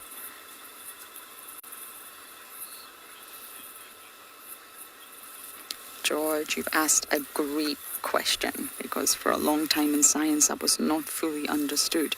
Oh, is June leaving? Please don't leave, June. Yes, for a long time it was not fully understood about how hyenas know their ranking. And there was lots of different theories about how on earth that actually happens, and it wasn't until they studied it. They went into quite a deep study about how they know, and it was basically thought, is their rank inherited through genetics, the direct transfer of genes from mother to daughter, nature basically, or was it prenatal sort of exposure to maternal hormones? So is it a hormonal control where the fetus who's developing during the gestation period understands their rank? Not understands, but is it based on hormones? Again, nature. Or, third option, is it nurture? Is it postnatal maternal behavior? So what that means is, obviously when the cub's born, they learn from their mother. It's the mother's behavior. Mother does, cub does. Through observations. So the study went really into that because social dominance in hyenas is really providing fitness benefits. So how do they understand? How do they know? And of course there's a silver spoon effect that quite clearly runs through the whole hierarchy. And basically, to cut a long story short, out of those three distinct pathways, nature versus nurture, two nature examples, one nurture, the study actually resulted in nurture.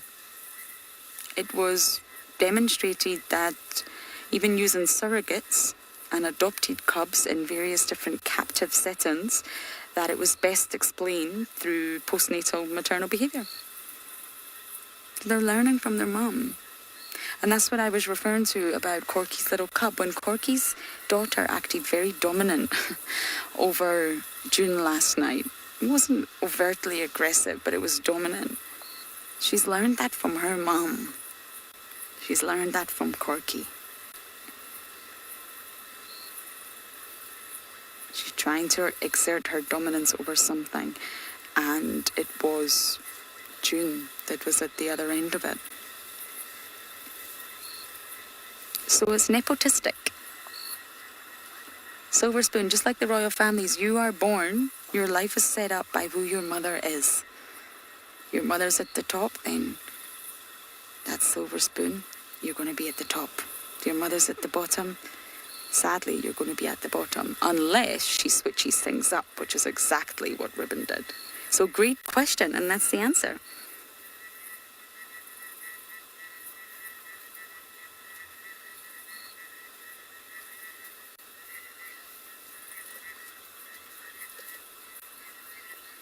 Using a surrogate mother in the captive study actually showed that they followed the rank of the surrogate. So it wasn't genetic, it wasn't prenatal hormones. It's behaviour.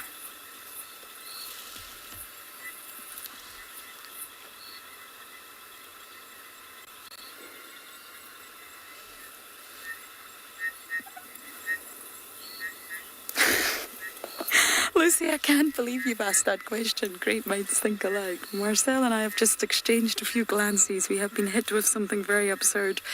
I'm not entirely sure where it came from. Well, I do know exactly where it came from, but who it's come from, I don't know. Other than that, yes, I can smell the hyenas. I can smell the den on the approach. I normally know if the hyenas arrive by smell before sight because the bush is so dense and thick, and I like it. Not their scat, which we are being hit with right now, but I like the smell of the cubs. It's quite a milky smell. It's... how do you describe a hyena cub smell?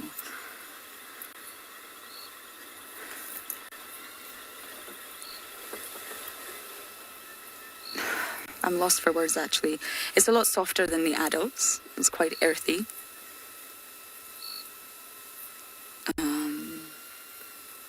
That's probably the best I can do right now, but there's quite a milky element to the cubs.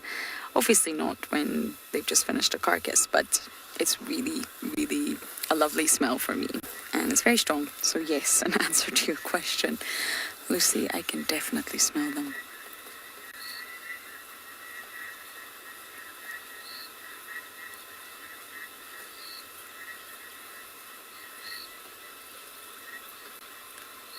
It's lovely coming at this time of night using infrared and seeing the den active.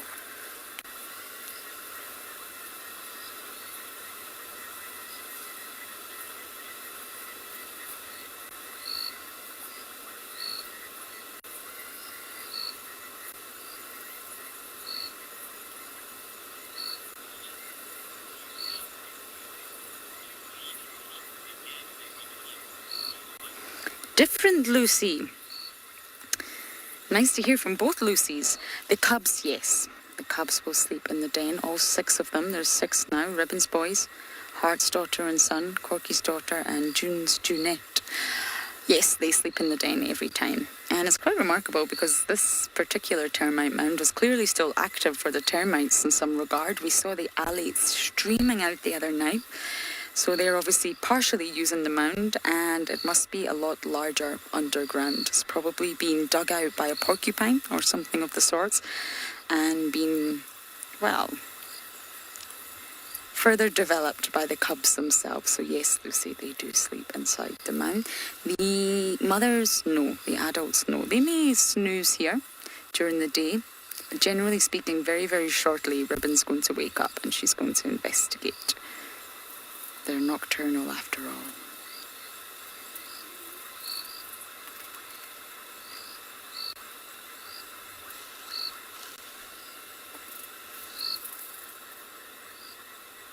I'm torn between staying here a little longer or racing to quarantine. Yes, I think I'm going to race to see if I can find the culprit behind that kill, but we're going to send you across to Andrew to see if he's had any luck.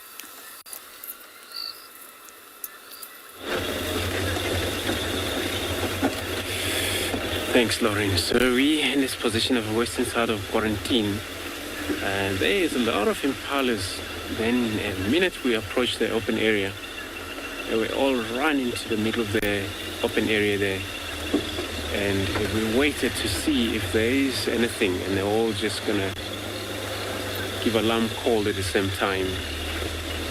And then, but I called the other vehicle to have a look on the other side, the eastern end of the quarantine, and we're checking in the western end. So whatever it is, it's a leopard. If she or he lying down flat, since he gets spotted by the impalas, until we get mobile again, it's going to be a little difficult for us because we can't off-road or try and look around this behind the bushes. But maybe there is a leopard around here in quarantine because the remain of the kill is still up in the tree. Nothing eaten in there. So I believe it was because of a lot of movement around near the camp, and that's why that leopard couldn't stick around. Maybe it's a talamba. A scrub here over here.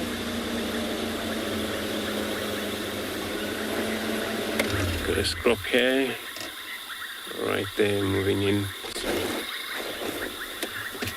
just gonna see if Simon, you're right there. Got a scrub here. That is also taking its own time. Jumping around here, feeding. But now, we're actually far western end of the quarantine. This is far too much from those impala where they were probably running from the southern eastern end. And it's close to Tumbeta camp there where also activity, a lot of movement as well. And now they all seems to stop. Remember the scene actually, maybe a killing last night, somebody killed from their group. And every time there is a suspicious or any movement or any sense, smell that could sometimes smell a cat around or dangerous animal, they're all aware immediately. And they're so blessed that they have this quarantine open area. And they still get disturbed sometimes, even though they remain in a group.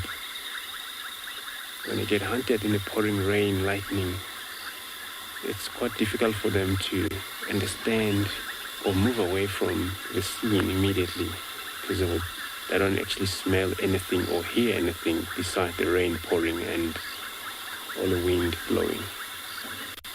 So I'm going to check slightly from here. And then we'll check also the axis road. We're going to go back to that, or the other guys, maybe they've been there. Could have killed that I haven't heard yet. It's actually very...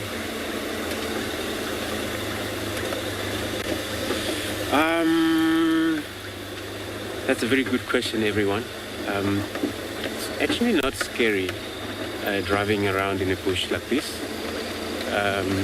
Especially that I'm not alone, so I have Simon with me and we're on a car and we had a light that's still working, shining around us. It's not scary at all.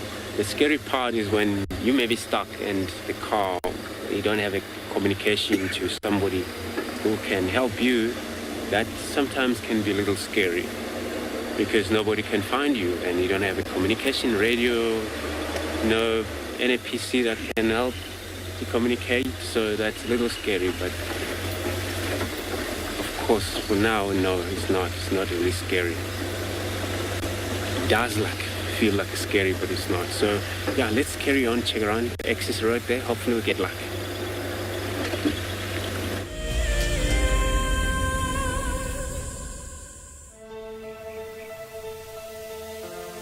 How insane is that animal? This is out of this world. Fantastic. Good, Mama. Wow, what a way to start off. Just such an incredible privilege to be out here. It just keeps on delivering. There you go, there you go. Heart is pumping right now. 3, 2, 1. You are live, you are live. Look at this, everybody. We've got a live kill.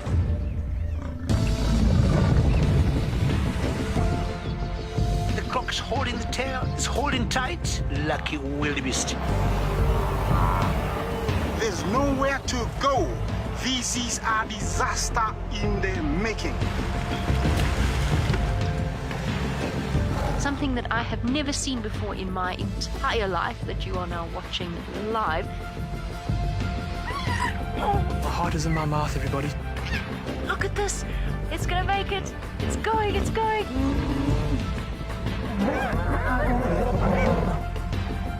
This is just too magical. Hi, little guys. That's great, isn't it? Look at that. Scuba Steve has got a friend. You've got a friend in me. It couldn't be a better morning. This is just too special. Oh my goodness, we've got a turtle. How epic is the fact that we're coming to you live from the Chobe River? It's the most incredible feeling to be here. This is live, and we're in Rwanda. This is a very, very different adventure, charged with emotion. I did not think I would ever face my fears like this.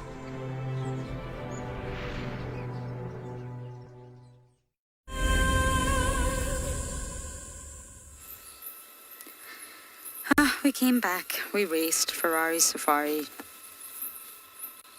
No luck. Nothing is here. It's been abandoned for some reason. And I think maybe the assumption that that we know of, there are 3 abandoned carcasses. I can only imagine it. Maybe the weather last night really did have something to do with these choices. And that's not to say the leopard might not come back. It's definitely a leopard if it's been hoisted like this. But there's not a single peep. No eye shine, no tracks.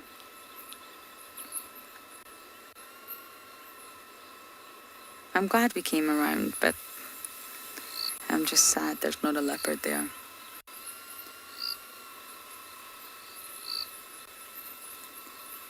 Three abandoned carcasses in one day is a lot, so there has to be a common factor, and the only common factor that I can think of for sure is the weather, at least from last night. Awful weather. Is that IR light just gone out, Marcello? Okay, then unfortunately we can't show you that carcass. I mean, you have seen it enough already. We're having a little bit of a malfunction with our IR light at the moment. It just sometimes does not want to work. So we're going to bumble to camp since we're here already. But I will keep an eye on this carcass and we'll definitely check first thing in the morning. So of course it came to that time of night where we must say goodbye. Thank you everyone who jumps on board, all your positive contributions, all your comments and questions. And we will be out tomorrow if the weather doesn't say otherwise. So please do join us then. Okay, good night.